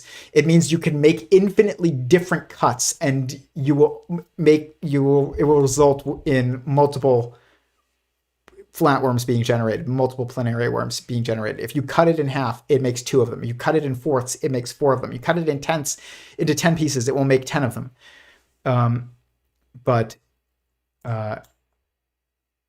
There is no infinity as a static value, so you can't cut something into an infinite pieces. It's just, you could cut infinitely different pieces of it and make infinite, and you will always make multiple. That's the best way of putting it. That is not something that seems to align with our own experience. You cannot be cut into multiple pieces, and it makes more of them. If I cut you in half, you're done. So, okay, like there's a sword right here. Okay. As I hit things. If I cut you into pieces with this, it doesn't make multiple it doesn't make more humans. It deletes a human. It removes a human from the embodied physical space. And I've talked about this before. When I was a kid, my brother and I found all these earthworms at my grandparents' house. And we were desert kids from Tucson. Like, we very rarely saw earthworms. So it was kind of an amazingly and fascinating thing for us when we would go visit my grandparents who lived in like Connecticut. And they had worms everywhere in their garden. So we would find these worms. And then my cousin told us that if we cut them in half, it would make more of them. She was wrong. And I know that she was wrong because we tested it on a lot of worms, and I felt awful. I'll never forget the feeling that I had. I was really, really upset with myself. I massacred these worms, but that wasn't my intention. I was helping them make more. A planaria worm is different. You cut it into a bunch of planaria worms up, and it's just going to make even more planaria worms. We don't have a term for that would describe what's going on here and help us understand it outside of sentient singularity theory, as far as I know. And the term that I use is when something is a group of cooperating agents in a way that it makes it appear as a single being, but it's really their unification is circumstantial. It's not fundamental. You get what I call a pseudo-singularity instead of a sentient singularity, and there's different terms for a pseudo-singularity depending on the level that you're at of sentience. So there's 8 different levels of sentience in sentient singularity theory, and here, open recent singularity theory models. This right here. So there's hadrons, are assumed to be sentient beings in sentient singularity theory. Atoms, this is basically kind of one level. Molecules, and then there's cells. This is kind of also one level. It's every level kind of overlaps. So it's like this level is also kind of like that. This level is also kind of like that. This level and this level are also like that. So, but this is a sentient. There are sentient organisms, multicellular organisms like you and me. There's sentient cells, like every cell in your body, probably. There's probably sentient molecules, and sentient atoms, and sentient hadrons. And then God is behind that. A quark is not a sentient being. It's not. It doesn't have the differentiating symmetry structure that allows for information to be processed within it. So it's a quark. A good way of understanding it is it's probably what I call a force point, which is like God pushing. It's like God's finger, the tip of God's finger. He's like pushing on the rest of us, and that's like you're looking at God's finger basically when you are looking at a quark. I mean that literally, but then you get families, which really means like marriage. It's when two people's fate, when a family's fate are so entangled that like you share states, and you can't split up a family and make multiple families from it. You end a family when you split up a marriage. You can't cut a marriage in half and make two marriages from one marriage.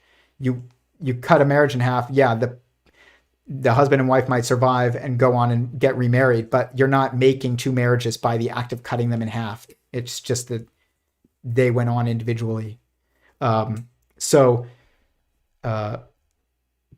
This shared feeling or shared kind of fate is a sign of sentient singularity.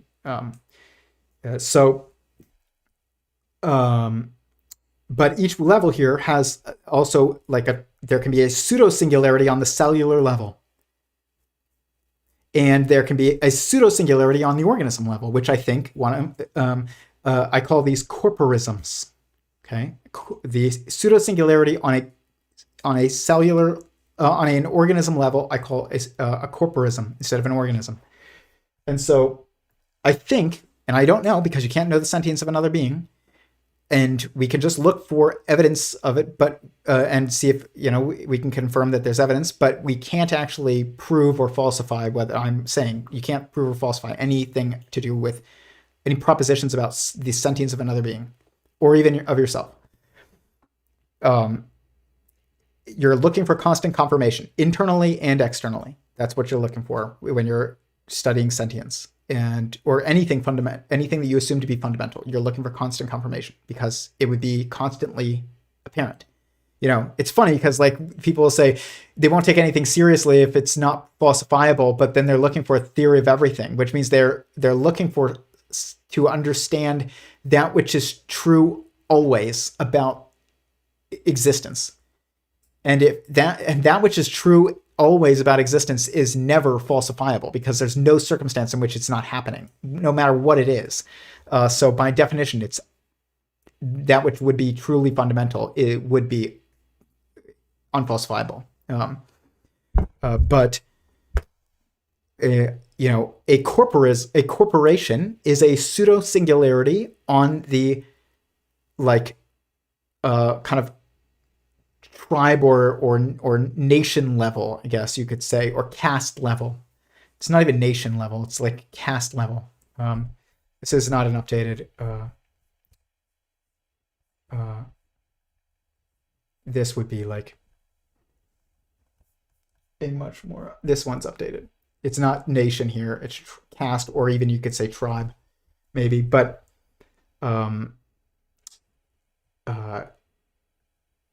nation was not the correct term there, but like caste maybe. This is a really hard one to have a word for because I don't actually think we have the right word for it in the modern English language.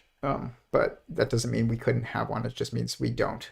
It's probably tribe or caste, but like caste in a different way than with a different definition than we think of, because then we learn about in school, which is like the caste system in India.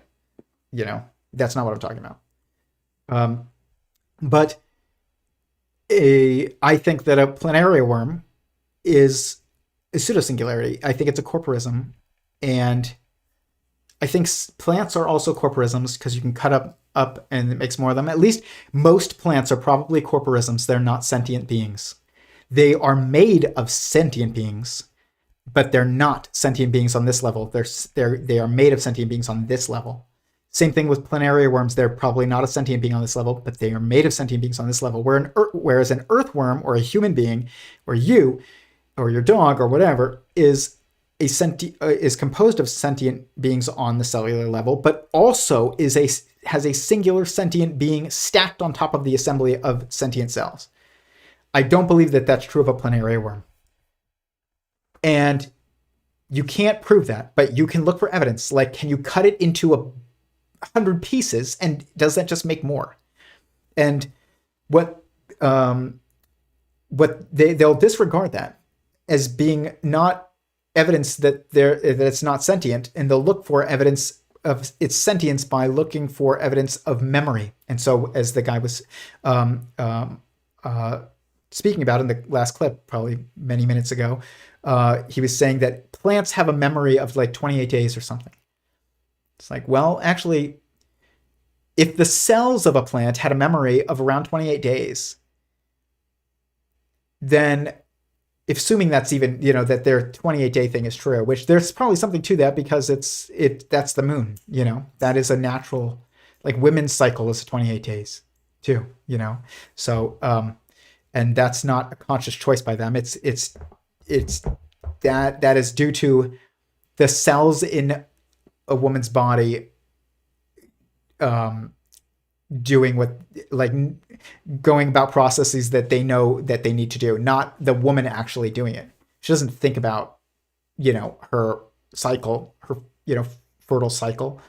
Like, it's just that, but her cells are probably thinking about the tasks that they have to do that results in her experience, a woman's experience of, her 28 days fertile cycle. That's probably what's happening with plants. Is if the cells have memory of the cells of a plant have memory, which I think cells do have memory. I think all sentient beings have memory. What you have to think, what would that look like? What would it look like if the cells of a planetary worm were sentient and had the ability to learn and remember, but the worm itself was just like a corporation? Well, let's look at a corporation. The workers in a corporation learn things and adapt and have memory, but the corporation is not learning anything. It has no experience. It has no memory. There's no way to have memory without experience, which is feeling. And corporation doesn't feel anything. But it is hard to know this because when the cells that our body is composed of and that our sentience is stacked on top of, they are not aware of my sentience. Probably. I mean, maybe actually they probably are, but they're not. Being aware of it is different than like being able to like have a face-to-face relationship. And this is why we also kind of have constraints on how we interact and perceive God. Is like we're like cells inside of God. Imagine your white blood cell inside of your body, and you're looking for humans. No, you're never gonna find it because you're in one. But like that doesn't mean that they don't exist. It just means like you can't actually perceive one because you're inside it. You're looking for Arizona and you're in Phoenix. What do you mean? You're constantly seeing Arizona, but like you're not going to get a holistic picture of Arizona because you can't get outside Arizona. You can't get outside God. You're not going to see like ever God. You're not going to have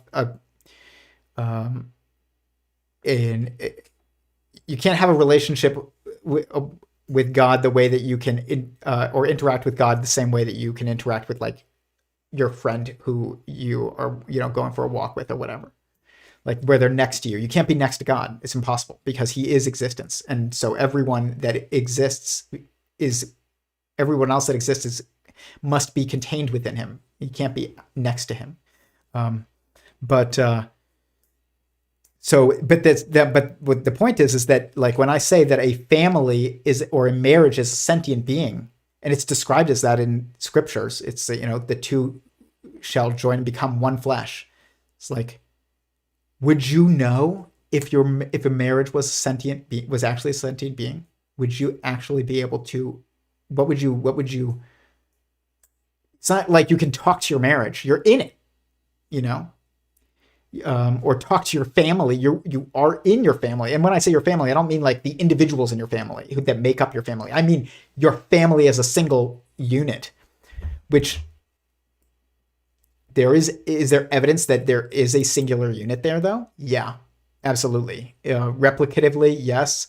Emotionally, when you're married, you understand if you're truly in a marriage, like you cannot have a good day and your spouse have a bad day. You will both have a good day or you will both have a bad day.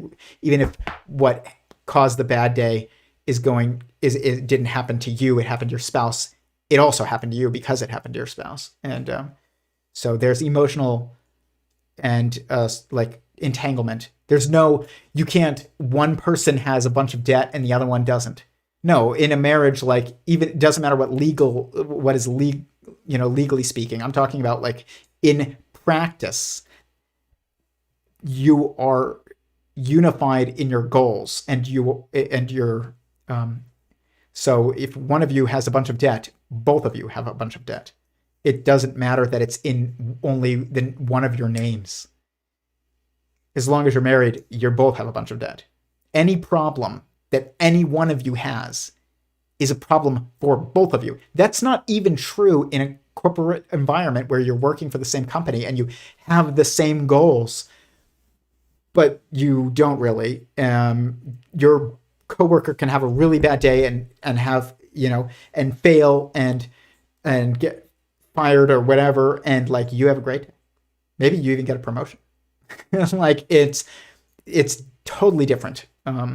There isn't an entanglement there that's fundamental and like definitionally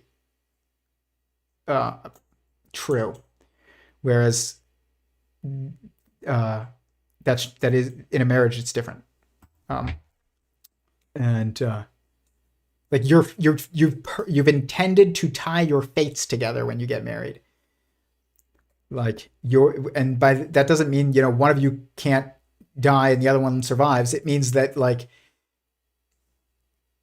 your entire life trajectory is now intended to be together while you are both alive. That's very different from any other like relationship that we have. That's not even true of your relationship with your children. So when it says in the Bible that the two shall become one flesh, I think that's actually a super literal statement. I don't think that that's just metaphorical. I think it's also metaphorical, but I also think it's literal. And how would you be able to perceive it though from within? You couldn't. It's not on the level that you're at. You have to recognize the limits of your ability to perceive the certain structures, and then you have to recognize what is important. What is evidence, actual evidence of what you would that would support a unification or sentient stacking. An assembly having a sentient being stacked on top of it, which is like a human being. Versus like a corporation. You know what you can do with a corporation? You can cut it up and make two different corporations. Look at the Wynn and the Encore in Vegas. That was one corporation. And then the couple who owned it got divorced. And now it's two different companies.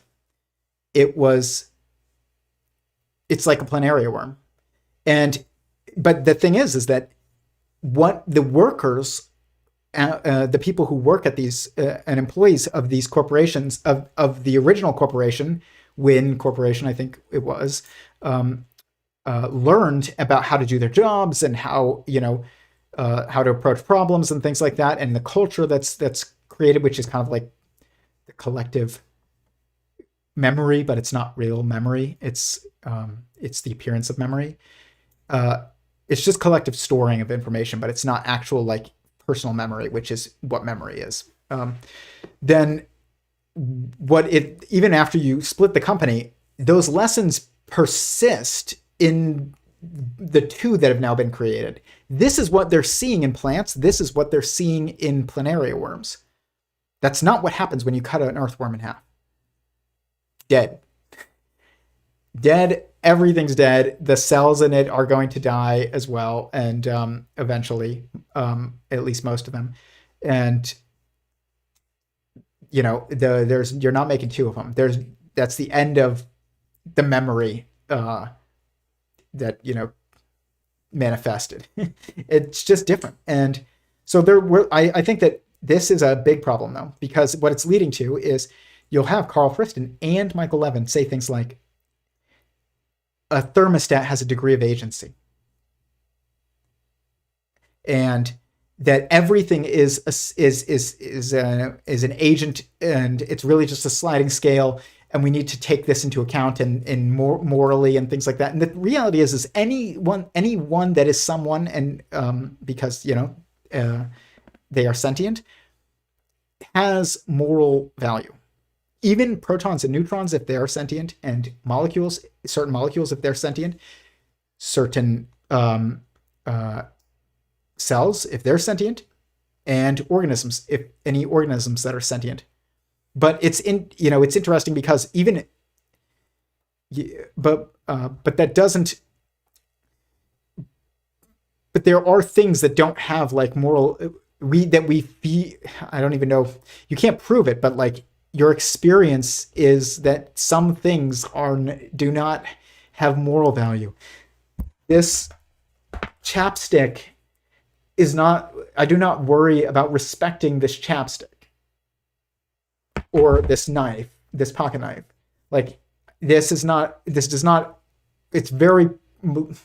probably not a sentient being, and but your dog probably is, and that gives it moral value, and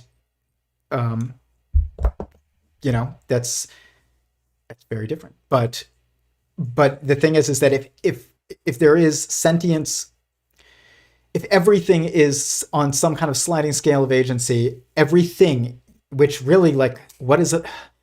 Does a thermostat exist outside of our definition and use? No, it doesn't. But does a cell exist outside of our definition and use? Yes. Does a molecule exist outside of our definition and use? Yes. Does a proton and a neutron exist outside of our definition and use? Yes. Does a marriage exist outside of our definition and use? Yes. It's not a construct that people decided on. When it says God created marriage, not like man. It's basically saying, it's the same as saying like, we didn't create any cells. We don't create even other, you don't even create your children. You help create the circumstances necessary for them to be embodied, but their someoneness is not created by you. And this is anything that is only able to be made by God is like, and it's whose definition exists outside of our circumstance, individual, like limited circumstance or momentary circumstance, is not something that is just a tool of our, or a concept that we have created for a specific circumstance. It's something that exists beyond our perception, our immediate perception, because it's self-perceiving, is probably why. And it's this is again, it's very hard because you're limited because of just the constraints of perspective. But if thermostat has moral value and agency of any kind, then you can't operate in the world anymore, and nothing matters. Nothing makes sense. It's like, does a volcano have more moral value because it's bigger than a human being if it has agency and value? Like, where's the volcano end and begin? Where's the boundary of the volcano? Well, anyone that is truly fundamentally someone, because remember, that's the truest thing that you know, is that you are, not that a volcano is, not that a thermostat is, not that a planaria worm is, or even an earthworm is, but that you are, and you are someone, which means that there's a boundary that you have. And we understand this boundary by something very similar to a Markov blanket, but more fundamental to it, which is this: the four primary perspectives: inside, outside, separate, and oneness. And these are simultaneously conceived or perceived perspectives. The conception or perception of any one of these automatically implies and constructs the rest, because they are definitionally entangled. Outside means separate from oneness. That which is outside of you is not you, and you are someone separate from you. So that which is outside of you is separate from the someone that is you, separate from your oneness. That which is inside of you is separate and one with you. Your heart is separate and one with you. You can get a heart transplant, but it's also, it's part of you. Your cells are separate from you. They are one with you. A fetus, an unborn baby inside a womb, is not separate or one with the mother. It's not a separate body or her body. It's separate and one, because it's inside. It's and oneness is outside and inside of separateness. Separate is inside or outside of oneness. So they're all co-defining. They're definitionally entangled. That's why they're the foundation. That's how you orient. That's how you know the boundary of you and that which is not you, or the boundary even of that which is a house and not a house. It's like, is a couch part of a house? If it's inside the house, yeah.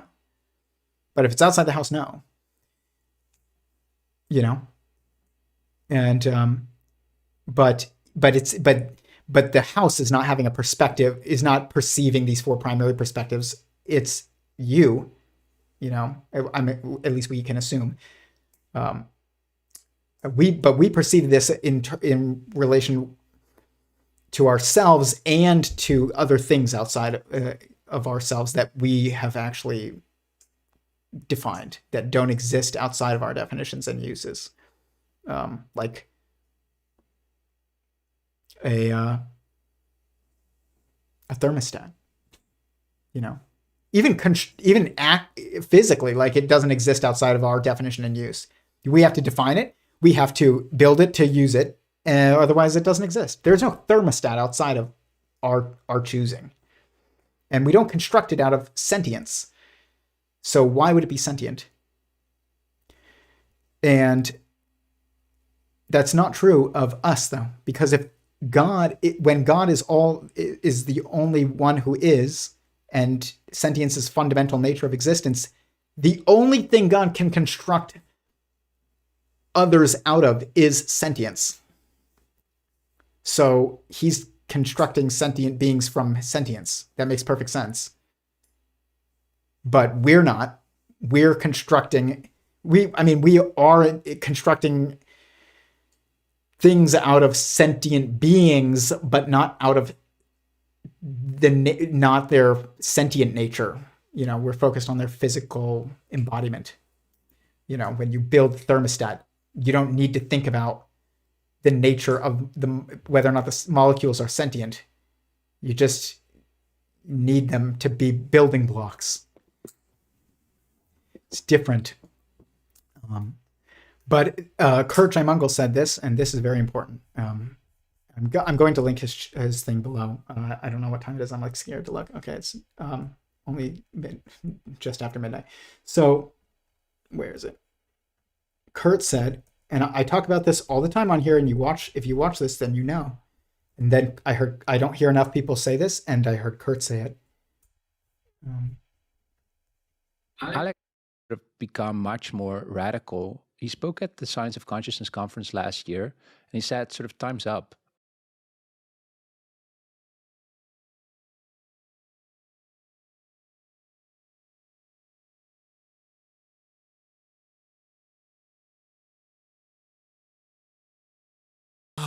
Gosh, intelligence is also like that. Sorry, Michael Levin.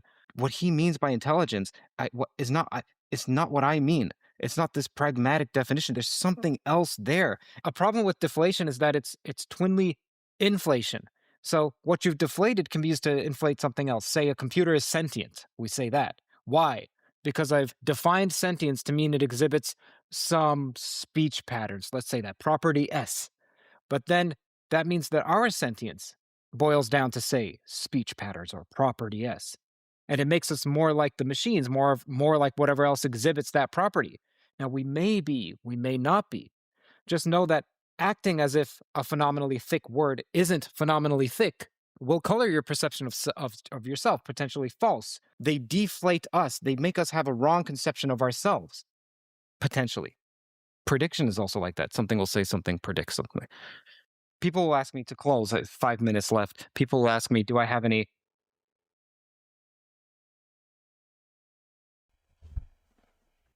You know, if you watch this streams, you know that I talk about this all the time. I'm like calling things an AI agent. It's like now we have to you've changed the definition or the way that we use the word agent to not match the etymological definition, which means that, and there was a reason why we made that word, because we needed it. You don't make words that you don't need. You make words that when you need to actually like understand a concept and communicate a concept, that's when you make a new word. You never make a word for no reason. Or if you try, it won't stick. I know this because I see my daughter do it all the time.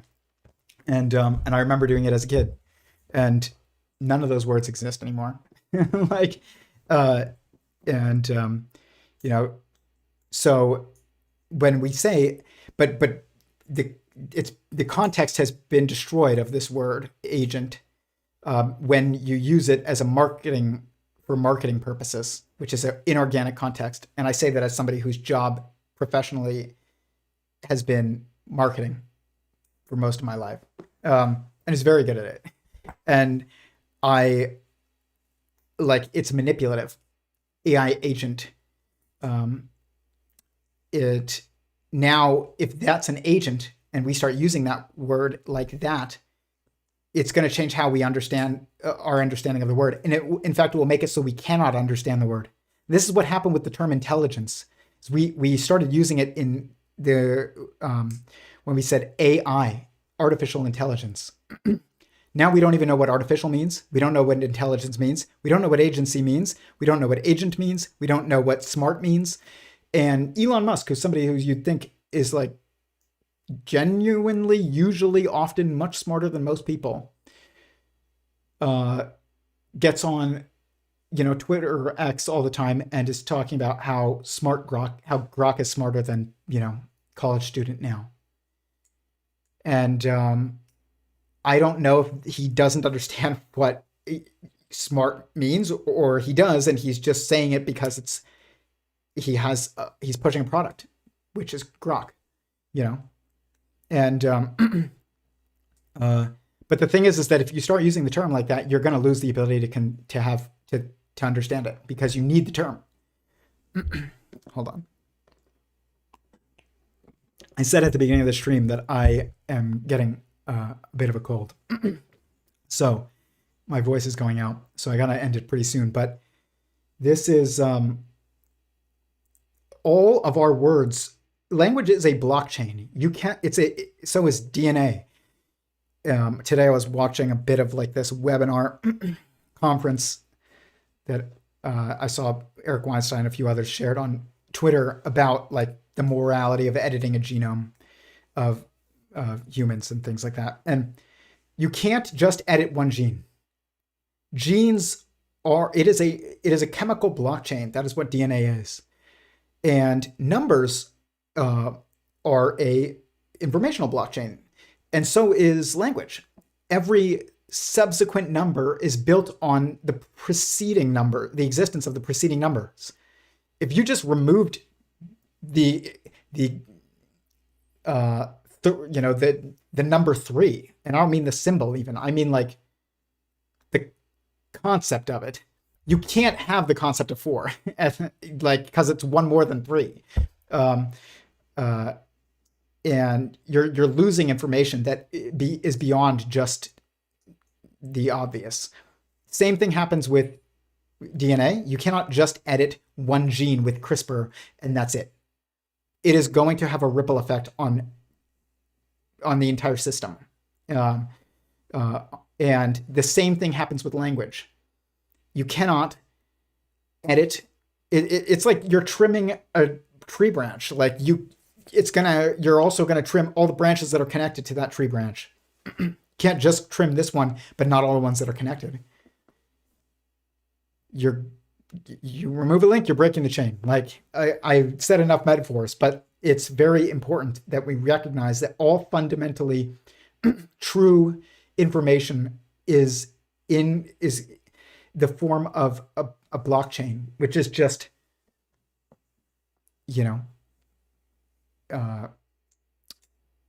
it's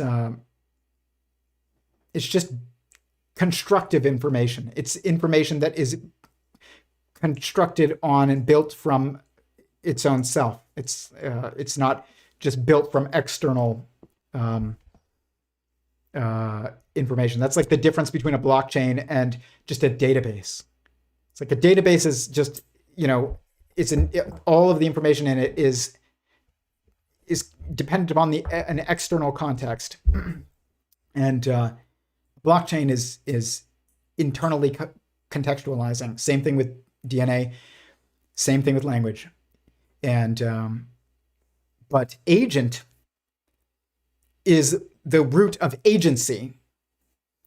And agency is the concept of agency it is critical to understanding the moral responsibility. Agency is, it's like the root of responsibility, and responsibility is like the root of morality.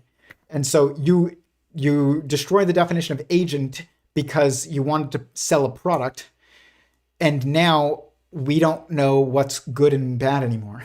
That's actually going to be an effect. It's really, really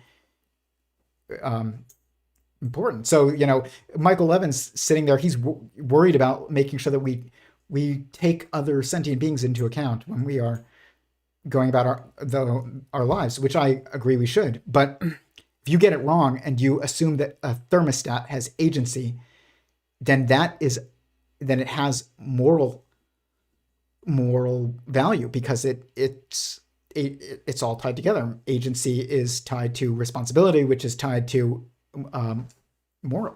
morality. So, but if the thermostat has moral value, it's not really, what's going to happen is, it's not that we're all going to just start treating thermostats with a bunch of respect, because what does that even mean? You're just going to make sure that you're not rough with it? I don't know. What it's going to mean is we're going to start treating actual sentient beings with the same level of respect that we give a thermostat, which is, it's just a tool for me to do what I want with. I want to crank it up, so that I can make it an icebox. Well, I can push that person, or use that animal, whatever, however I see fit, because they're just here to make me comfortable. Because that's the purpose of a thermostat, is to make me comfortable, to give me what I want. It doesn't want anything. I set the parameter.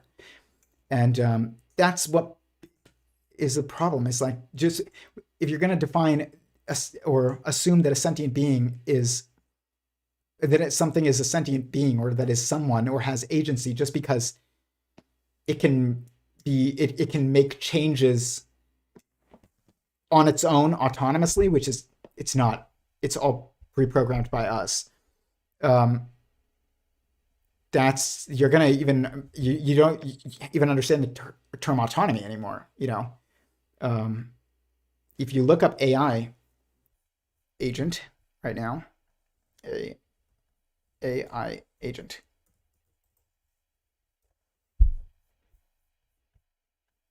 AI agents are autonomous software systems that use artificial intelligence to perceive their environment, reason, plan, take actions to achieve specific goals with minimal human supervision.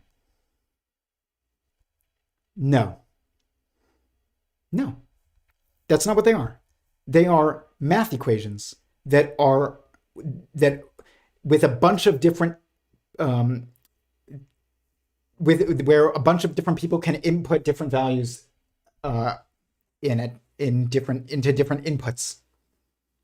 It's like a bunch of different input or a bunch of different variables, and we each get a variable and we can change it however we want. But like, that doesn't mean that it's autonomous, just because it would continue to change because even when you're not using it, or it would continue to do something even when you're not like pushing it. But that means everything's autonomous now.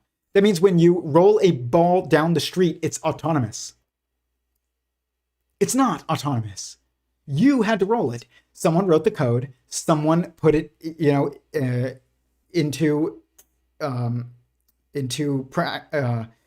implemented it. Somebody is maintaining the hardware for it constantly. Somebody is constantly putting inputs in. If everybody stopped using the internet right now, LLMs and AI agents would do nothing. They would do nothing. They're not self-motivated. They're not autonomous. They don't reason or plan or take actions on their own. We're the ones who are acting. And that's like, if everyone is, it's like The Incredibles. If everyone's special, then no one is, which in reality, that's not true when you're talking about sentient beings, because if God had to choose to make every single someone that exists within him, it had to be a conscious choice, very intentional, because it's against his nature, of which his nature is oneness. So partitioning his oneness into multiplicity is swimming upstream. It has to be chosen by him. That does make everybody special, because every single person or being, every single someone that has ever been created, from every proton to every human to every mosquito even, was an intentional choice by God. That does make everybody special to God. You know, he wants us. It means he wanted you. But if specialness isn't about being chosen, then specialness isn't to someone else. Like, it's just means like I don't know what special would mean outside of that, actually. Like, anything that is special to someone, not to something. You're not special because you can run fast. It's like, that doesn't make you special. It just doesn't. What if you can run fast and nobody chose that, and nobody chose you to be here, and you just, are a ball rolling down a hill, and nobody even chose to roll you down the hill. It just is, which doesn't make any sense. But I'm just saying, it doesn't. There's no specialness outside of the context of to someone. Your car is special to you if you like it. Maybe things only are valuable to beings. But but the thing is, like, that's why if everything is also a being, that is the result of thinking that a thermostat is an agent, has some agency. It's just nuts to me. I mean, I get it, but it's also just when you see what you should be looking for, you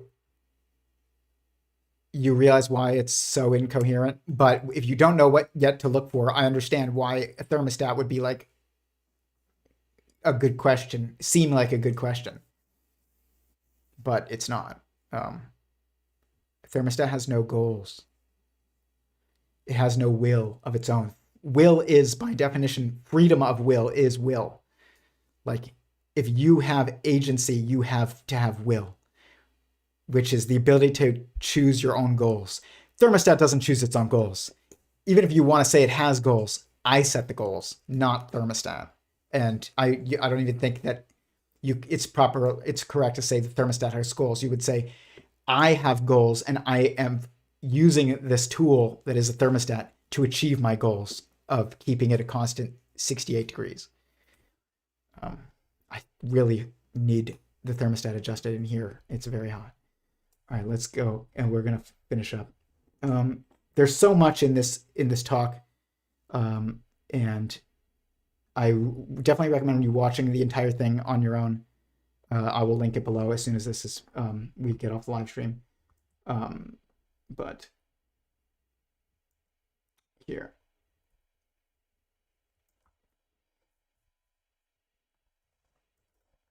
A couple more clips, then we'll call it. And so there's a scientist named Kingston Mann that I interview, who's a protege of Antonio Damasio, very prominent consciousness researcher at USC in America. And Kingston accepts this idea that you need feelings to have consciousness, that's where it begins. Yeah. And but he thinks you can do that in a robot by giving it terrible. We gotta use the meme, guys.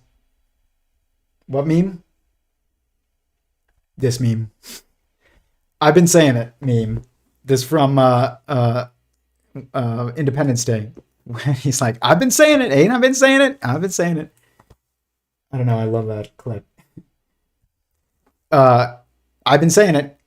Feelings are the foundation of being. They are the defining attribute of existence. Is that it is feelings.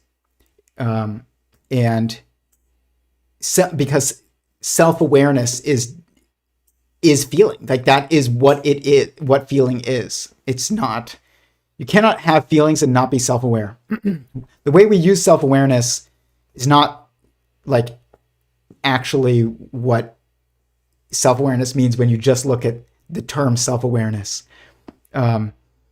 We use when we say self-aware, often in common use, it just means like somebody's not being self-critical. But that doesn't mean they're not aware of themselves. It just means that they're not being critical of themselves. They're not examining, the impacts that they're having or whatever. But it doesn't mean they're not aware of their own existence, which is what self-awareness in and of itself means. It doesn't. The way we use it is it's like awareness of the impact of your actions. But that's not actually self-awareness. That's awareness of the impact of your actions. Like, you could just say that. But see, that's the problem with these types of things, is when we say, that somebody lacks self-awareness. It's like, okay, well, now self-awareness means something very different than just feeling. And what it really ends up meaning in common use is that person doing what I think they should be doing? Because if they're not, then they're lacking self-awareness. Same thing with the term like sociopath. Even I've heard Jordan Peterson, who is, right about a lot of things, not everything. Nobody's right about everything, but right about a lot. Pretty wise compared to most people. Also has his blind spots, but everybody does. He, oh man, I was focusing on my sore throat and I lost my train of thought. Jordan Peterson. Oh yeah, I've heard him say things like that a certain percentage of the population is sociopathic. There's no, which sociopath, if we look up sociopath,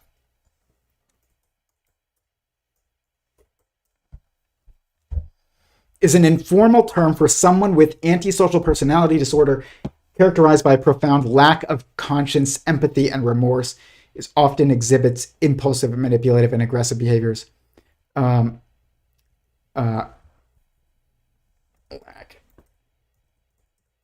That actually seems like decent enough definition, but I don't know if it should even be a term. But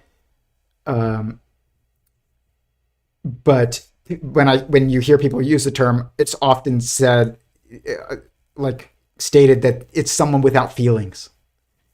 Like I heard my brother say this to me. He's like calling somebody a sociopath, and he was like, saying that they don't have feelings.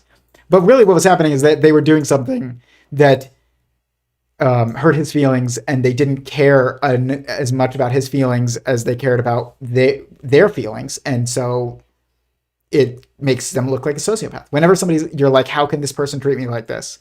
Do they not care about people? It's like, no, they care about someone else more than they care about you. Maybe that's themselves. Maybe that's somebody else that's a friend, and they're doing something that's hurting you, and they care more about their friend. But there's no such thing as someone without feelings. It doesn't exist. It's even like lacking empathy and remorse. I don't think that even it exists. Feeling remorse is part of having feelings. It's just how much value do you place on having remorse for certain actions? If it's not what everybody else what others expect, then you're going to look like you don't care about anything. But really, that's not true. Otherwise, you wouldn't do anything. If you don't have feelings, like the most fundamental feeling is will, which is like a desire for meaning. Which is like, it's the motivator of everything that we do.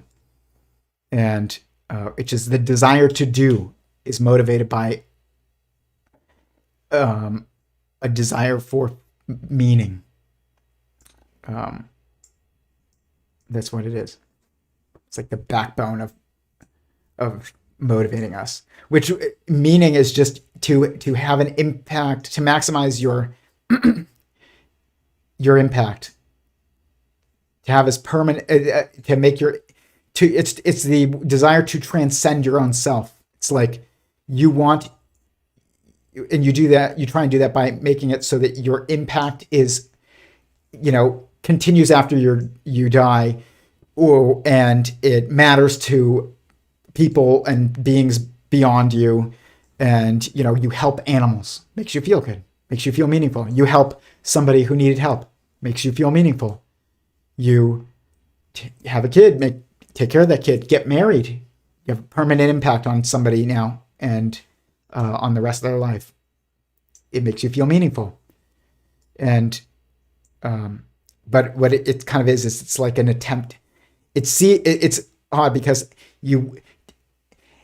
doing what's best for others is how you maximize your meaning, by having maximizing the amount of other someones that you impact, and by maximizing the like magnitude or like criticality of the impact that you have on them. It's like you're going to have a much bigger impact on your wife, who you stick with forever and take care of through sickness and health, and rich or poor, than you have on a girlfriend who you dated for 3 months and then went your separate ways. Their impact is just not permanent. And it's not continuous. It might be permanent, but it's not continuous. But if all there is sentience, impacting someone else is how you maximize your meaning. And that which is good is that which is perpetual, it's fruitful, and that transcends, that's multiplicative.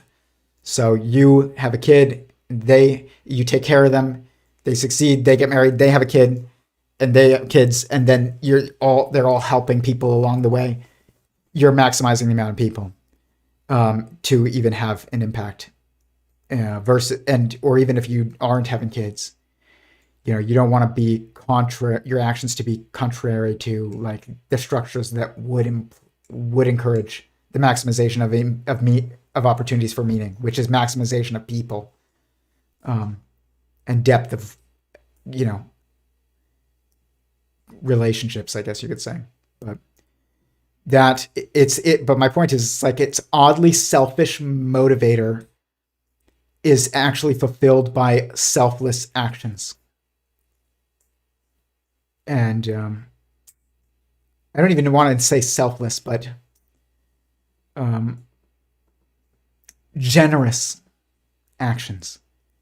Actions that focus on helping others is actually what fulfills your most selfish, most primal, most fundamental desire, which is will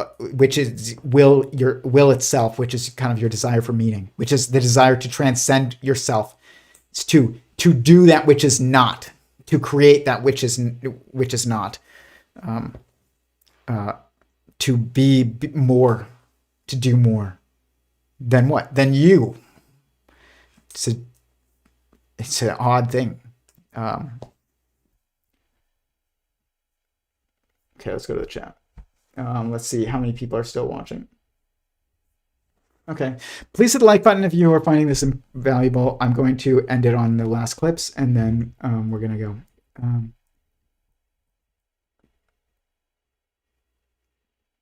Let's see.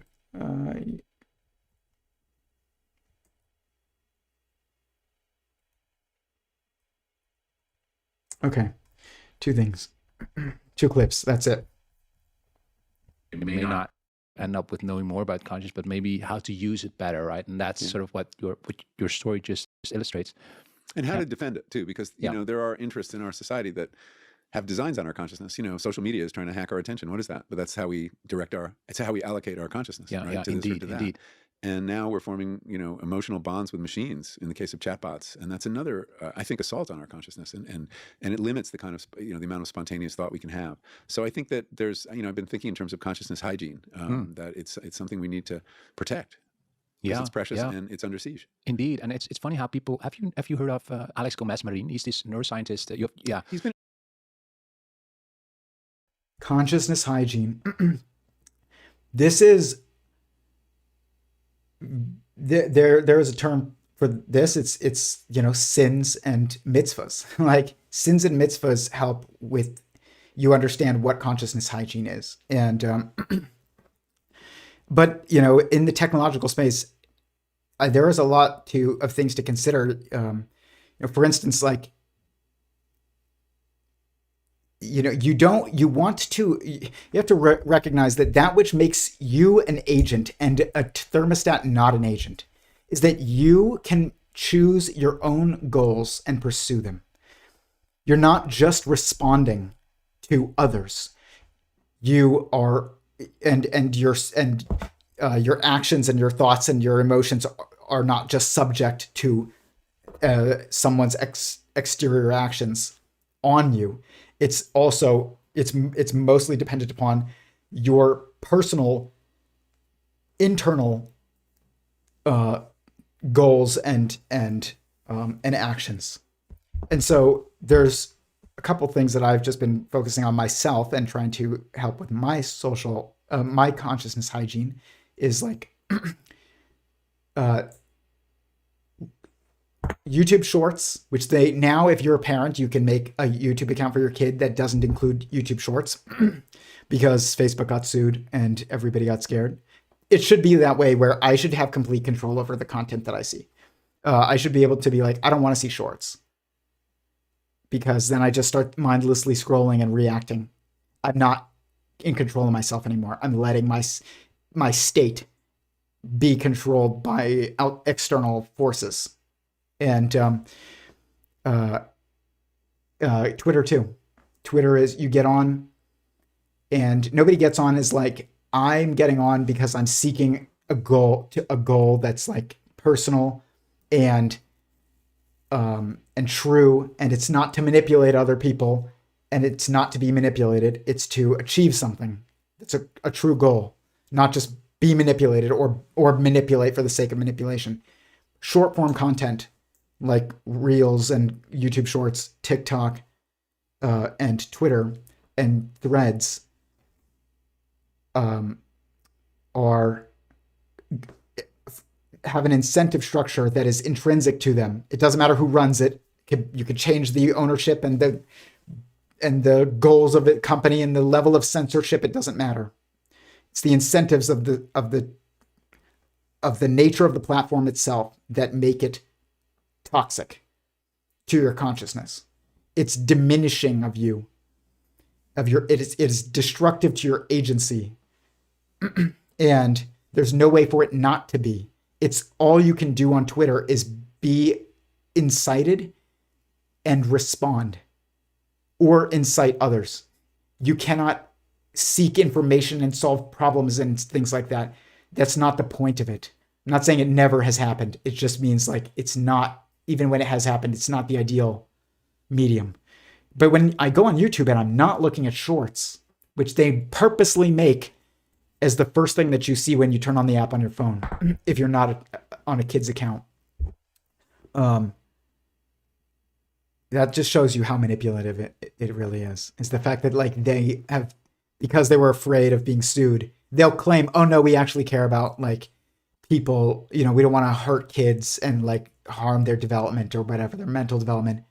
So we'll make it so that parents can like control and remove shorts.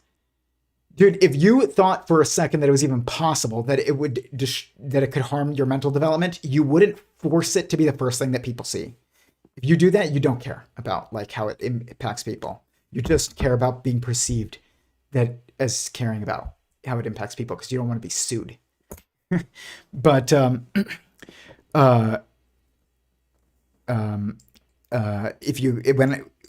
I get on YouTube, I'm looking. I choose what I type to search.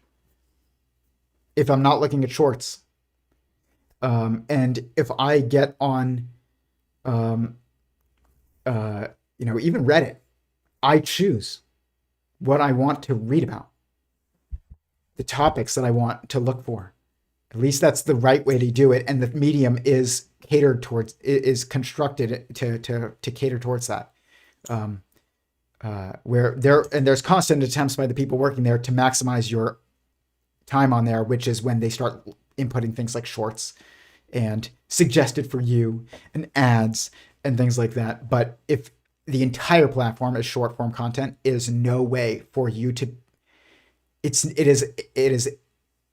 is an environment that is antithetical to agency. It is a reactive environment. You're turning yourself into a thermostat. Seeing good things makes you go one direction, and seeing things that piss you off makes you go another direction. And that's not what you want. So personally, something I've been working on for myself is not being more conscious of like putting myself in those situations. And I recommend you do the same, but everything from,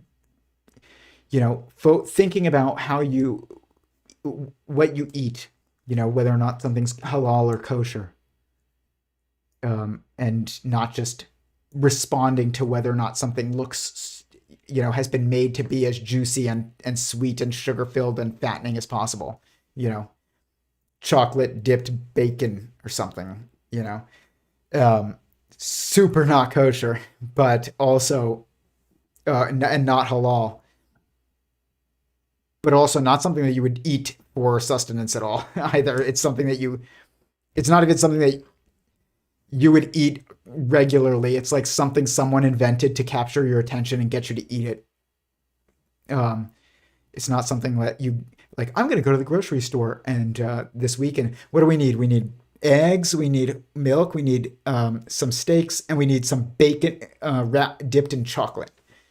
No, you don't. You definitely don't. It's interesting, this theological traditions have a lot of this stuff figured out. And that doesn't mean there isn't more to add. It just means there's value. Final things.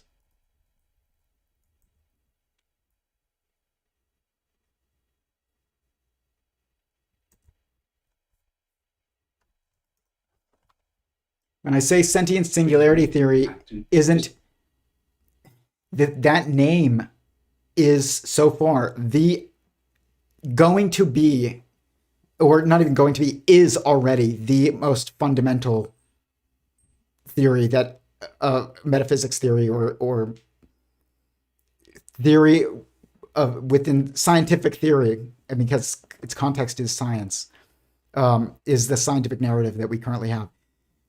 That is out there that I've seen. That doesn't mean you can't. It's impossible for there to be a more fundamental theory. It just means that I don't see one yet. And but I also think that it is impossible to make a more fundamental theory because existence is singular, and from a subjective point of view, your existence is your someone, and existence is one, and existence seems to logically, inevitably be probably sentient, and you are definitely sentient. And what is the definer of your sentience? Feeling. That's why sentience is the right word. Better, it's more so than like analytic idealism or something. That doesn't mean that's false theory. Or geometric unity. That doesn't mean it's false. The geometric unity is false, or general relativity, or the standard model, or even string theory. None of those have to be false for sentient singularity theory to be true, and also truly like as fundamental as you can get. Here you go. Descartes' first line. I know, or as you point in your book, it should maybe be I feel, therefore I am. Yeah. And that's it.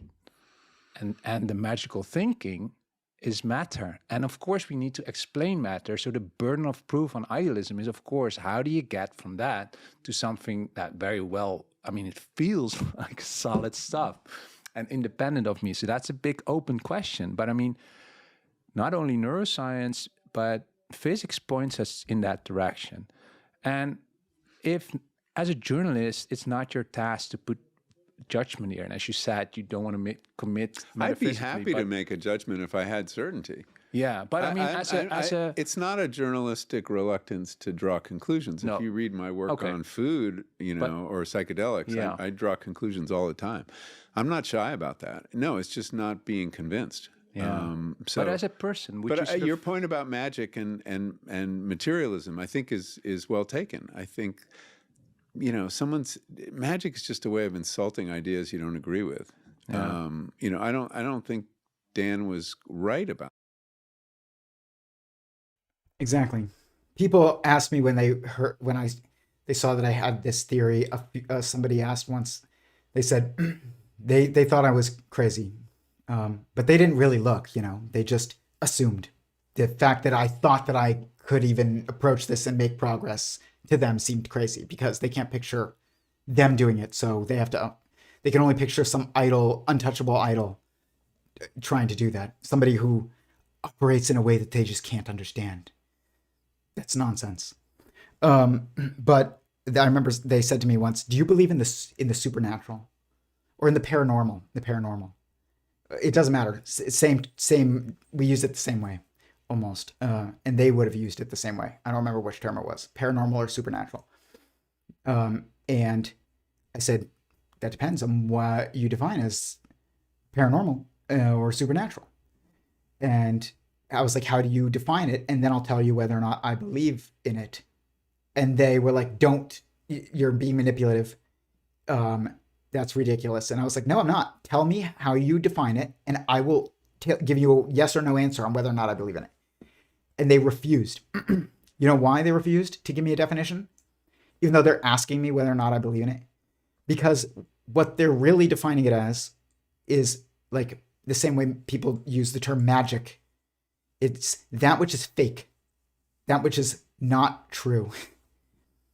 And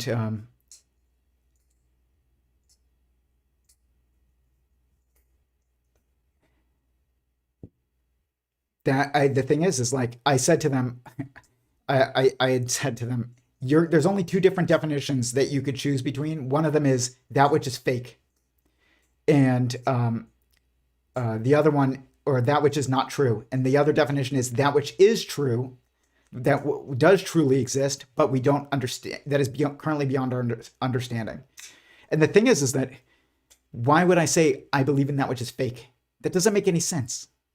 Why would anybody say that? Nobody would say that. So, but nobody would argue that there are things that are true that we are beyond our understanding. And so if that's the definition that of paranormal or supernatural, then you can't argue against me. If I said I do believe in that, what, you're going to say that I'm wrong for believing that there's things that are true and that exist but are beyond our understanding? No, you wouldn't say that either. So they were stuck. And it's because they were just using it like people use the word magic. It just means like fantasy, fake, not true, false.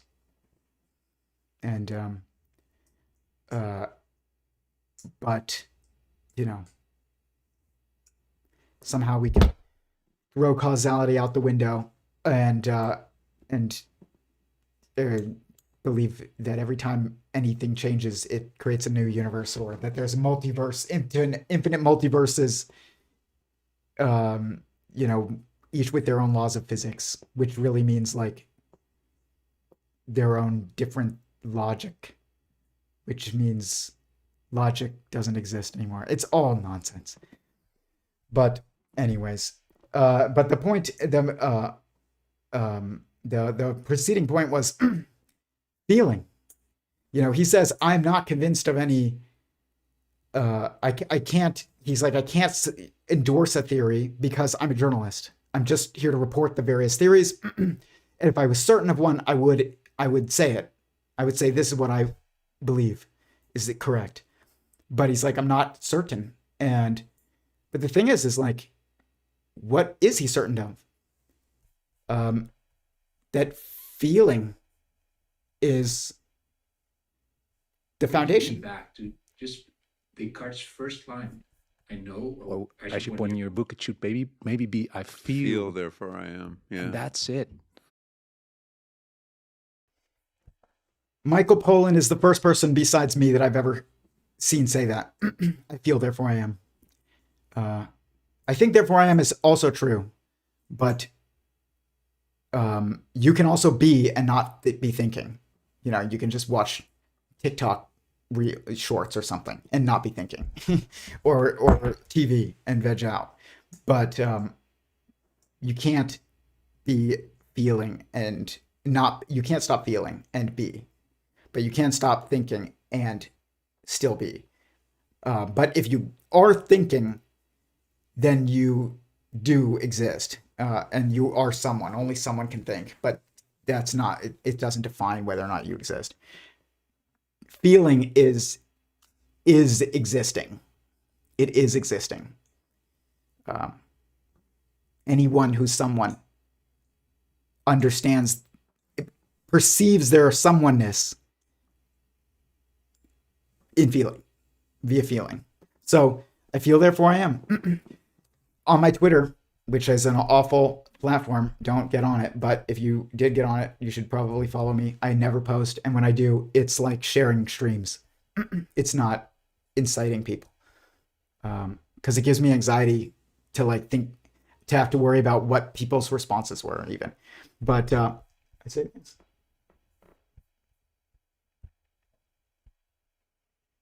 I feel, therefore I am.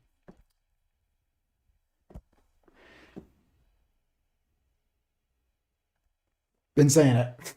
That's why sentient singularity is an inevitable, like it is the inevitable description of the foundation. It is. And with that, please hit the like button.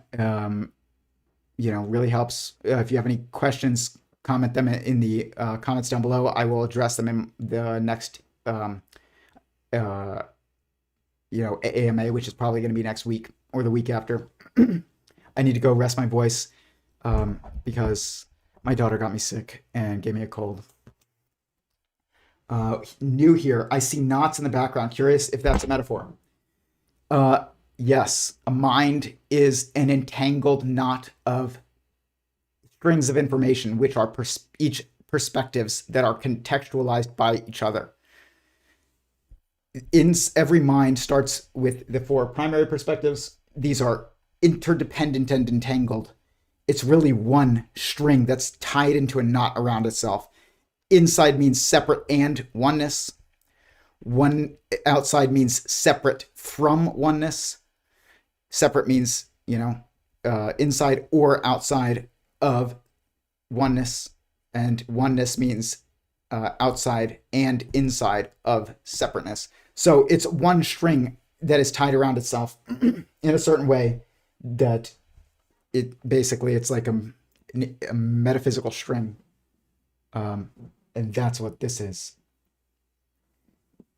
It's an interior 4 perspectives and an exterior 4 surrounded by an exterior 4 perspectives. You understand yourself via what is inside you, outside you, separate from you, one with you, and you understand everything that you perceive external to you and what is inside of, in the context of what is inside of those things, that which you perceive outside of you, outside of that which you perceive outside of you, separate and one. What is inside the house, what is outside the house, what is separate from the house, what is one with the house. Is the neighborhood street separate from the house? Is the driveway separate from the house? Is the bedroom separate from the house? No, the bedroom is definitely not separate from the house. It's inside the house. It's part of the house. But, your cells are inside of you. They are one and separate from you. They have their own individual wills, and you have your own individual will. I am separate from you because I have a separate will from you, and you are outside of me. And what that means is you're separate from one with me because you're outside. If you were inside of me, and I was a woman, and I was a pregnant woman, and that baby, that unborn baby or fetus is separate and one with you. And yeah, that's what that is. The knife represents the first human technology other than language, because that's unique. What almost all animals either use tools or even some make tools, but only humans make tools to make tools. And the first tool that is made to make other tools is a blade. You use it to make a spear. Whether you're sharpening a stick or you attach it to a stick, it doesn't matter. Like, you don't make a spear without a knife. You don't make anything complex without a knife. You can use a rock as a hammer. And all kinds of animals do that. Birds do that. A hammer is a tool that you can just use that is everywhere. But at the edge of a knife is not something that exists in nature. You have to make it. Even if it means like making it out of obsidian or like smashing a rock or something like this. It's, broke this knife, a rock outside that I found outside, and it was very sharp, and it's still pretty sharp. Like, I can cut paper with this you know, pretty easily. Here, I guess. It's kind of like crude, but you can see I can cut it. I can make other tools with this, but the thing is that that edge is not going to last long unless I'm continuously making it sharper by, an edge dulls always. And you have, even with a metal knife, you have to sharpen it. That's why I have, this is the best sharpener you can get if you're going to get your first knife sharpener, by the way. It's called the Work Sharp Field Sharpener. It will teach you how to sharpen a knife. And if you own knives, you should definitely own this. You couldn't make this though without knives. But an edge like this, even among rock, it will dull when exposed to the elements. So does a metal blade, which doesn't even exist in nature on its own. So that's why there's no blades in nature that you can just find and use. You have to make it. Is because any sharp edge eventually dulls when exposed to the elements. And so it's the beginning of human physical abstraction, whereas the beginning of human mental abstraction is like is language, which is a tool to make tools. Every animal has some form of communication, and when we say humans have complex language, it's like you listen to different bird calls, and people will be like, I wish I could speak, parrot or something. It's very easy to speak parrot. It's very easy to speak dog. I know what my dog is saying. There's this bark for fear. There's this bark for intruder. There's this bark for give me something that I want. And there's this whine for I'm not getting what I want. And there's this cry for pain. You can replicate all that. I mean, there's very limited vocabulary for every species on Earth, even the most like parrots and birds and dogs, except humans. And the human language, what's different about it is it's not that you're using terms to communicate concepts and messages. It's that you are building terms from other terms to create and communicate concepts, like super subjective.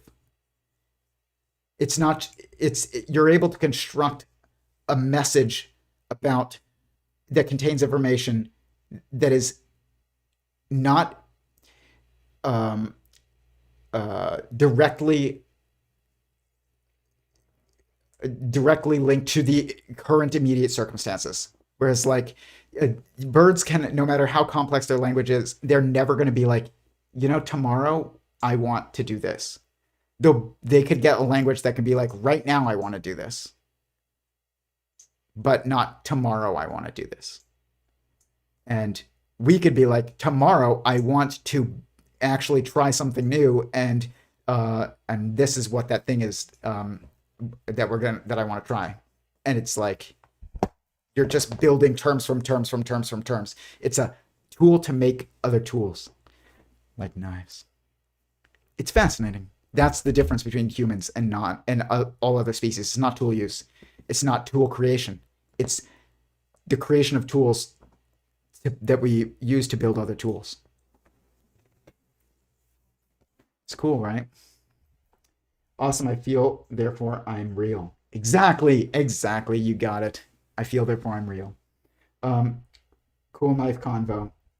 What would be the apex product? A tool, recursive fractal nature. I don't know what you mean by the apex product, but yeah, I mean a tool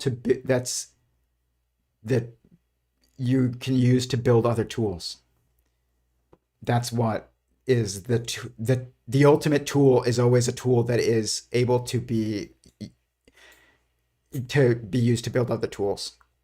My mentor in zoology and also in just life, in many aspects of life in general, kind of like a second father figure to me to some degree, other than my own father, is a famous zoologist. And famous within his the niche of zoology and herpetology, which is reptiles and amphibians specifically.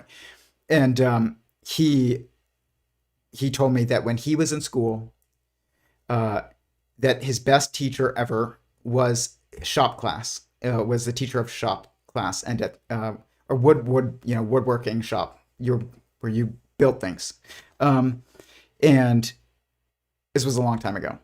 He's 80 now, so we don't really have shop class anymore. But he said at what this teacher did that was so amazing was at the very first day of class, he had everybody write down on a piece of paper what they wanted to build that semester, and then their project that semester actually was to build the tools that you would need to have in order to build the thing that you want to build. It wasn't to build, if you said, I want to build a chair. The project was not to build a chair, not at first. The project of the entire first semester is to build all the tools that you need to build the chair. And then you can build the chair second semester. That, even hearing that story, not even being in that class, has stuck with me and will stick with me for the rest of my life. He told me that story 15 years ago, and I've never forgotten it. And, I've used that in many circumstances. It's like, my wife always has like home projects she wants to do. And sometimes I don't always have the tools. And usually I build the tool that isn't ideal, but can get it done. And sometimes it's best to just go buy the tool. But my apex tool every day is a Leatherman Skeletal, which is a knife. I carry this with me everywhere, even if I don't have my phone. A pair of pliers, wire cutters, and it also has a screwdriver. It also has a carabiner / bottle opener, but I don't really use that very much. But the knife, the pliers, the wire cutters, and the screwdriver I use every day, multiple times a day. It is like the ultimate tool, but it's a tool constructed of tools that were all built from blades, out of blades initially. So maybe that's the apex tool. It's the one I carry with me every day. It's the physical form of, like, a phone is not we call them cell phones, but they're not phones. They're just a digital Swiss Army knife. They're a digital multi-tool. This is a physical multi-tool. You should have both. But I'd say this one is more important. Like, you could carry a Nokia cell phone that's an old a dumb phone, or it's just a phone. It's actually just a phone. It's not a multi-tool, a digital multi-tool. It's just a phone. Whereas like our cell phones today, smartphones, are just also phones, but they're also cameras and video cameras and calculators and compasses and GPS devices and TVs. They're everything. They're not a smartphone. Like, that's also another time we probably started to destroy the term smart. It's like, if a phone is smart, why isn't a TV smart if it's just a TV? Why isn't a cell phone smart if it's just a cell phone? Or camera smart if it's just a camera? I don't know. But if it's connected to the internet, now it's smart. And if it's a bunch of different things at once, it's smart. Like a smart refrigerator. It isn't just a refrigerator. It's also a digital calendar, and you can order, from Whole Foods on it. That doesn't make it smart. That has nothing. All those things individually are not smart. Why would they be smart if you just put them, in one location? It's actually stupid to call it smart. Ironically, or at least it's not very smart to call it smart. But yeah, if you want my advice, apex tool. I've done surgery on my wife's toe with this. When she got a huge splinter like that deep, I literally took out a lighter, which I always carry too, and even though I don't smoke, because it's a tool, and I sterilized the knife, and I cut her toe open, and then I used the pliers to pull the splinter out, and I've taken apart Plumbing for a sink, when somebody dropped their engagement ring, an old lady dropped her engagement ring down the sink, and nobody, it was a weekend late at night, no plumber was coming, and there was no other tools around, but I had this. You will save the day if you carry a Leatherman. Definitely. Like, is a programming language used to build software, used to build hardware. Could that be an apex meta tool? Yeah. Yeah. Any language is a meta tool. It's a tool to build of that. It's a constructive tool. Like, it's a tool that builds other tools, like a knife. You know, when it's like the ultimate thing, survival tool. If you can't have, if you could only have one thing, it would be a knife. It's like, why? Because it lets you build other things, not because you can use a knife, you know, as a substitute for bricks or a spear or, I don't know, like a hammer or a house. It's that you can build a spear and a hammer and a house and you know, whatever else you need with a knife. It's not that it is intrinsically able to be a substitute for any one of those things. But language is the same, and programming language, coding, same thing. Mathematics is the same thing, but I would say that the most important language is like spoken, written language, not coding and not mathematics. You couldn't create mathematics or a programming language without first already having English or Japanese or Spanish or whatever, like a communicative language that allows two people to communicate with each other and construct new concepts is necessary to be able to even build the concept of a computer and a programming language and whatever else you would need, which is a lot to get to that point. And same thing with mathematics, is like, if you just had a bunch of numbers written down and equations and you never were able to communicate what those equations were like about and describing, you know, good luck using them for anything. So maybe I am the apex meta tool. But see, here's the thing. You've changed the definition of tool and you're destroying the definition of yourself. This is what Kirchheim-Ungel was saying in the clip that I showed. You're inflating a tool and deflating. You're inflating a thing and deflating a being when you say that. Because are you a tool? Well, if you are, then we've changed the definition of tools. Tools are things that beings use. They're not beings. And you can use beings as tools, like, you know, police dogs and herding dogs and sheep with sheep's wool. That's, you know, even food, you know, chickens and eggs and things like that. Messenger pigeons, whatever. Those are all instances of us using beings as tools. But the thing is that we also don't need police dogs. We can use drones. We don't need messenger pigeons. We can use phones. We don't need, you know, I don't know. You don't need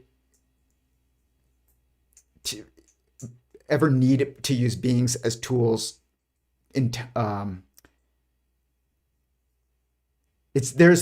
can always replace a tool. If you're using a being as a tool, you can always replace it with a tool that's not a being eventually, in terms of its relevance as a tool. You know, we don't need police dogs and attack dogs as much as we have really, really convenient and easy to use drones, like in the Ukraine war right now. Maybe my hands are the apex meta tool. Yes. Now you are getting it. But it's not just your hands. It's also your voice. And they all work in synchronous. Your feet and legs allow you to walk and maneuver your world. Your hands that are free because you're walking on just your 2 feet allow you to manipulate your world. Your voice allows you to and manipulate and build things that are abstractly. Like your hands they're not like, the dexterity of our hands allows us to change things, not just, move things. Really change things and build, complex, really complicated, structures.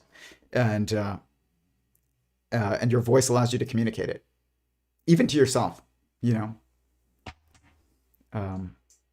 So your body, the human body, is, you could say, the apex meta tool for humans. But that's better than saying I am a tool. You're not a tool. Your body is a tool. But it's also more than that, but it is also that. But you are not a tool. You are someone.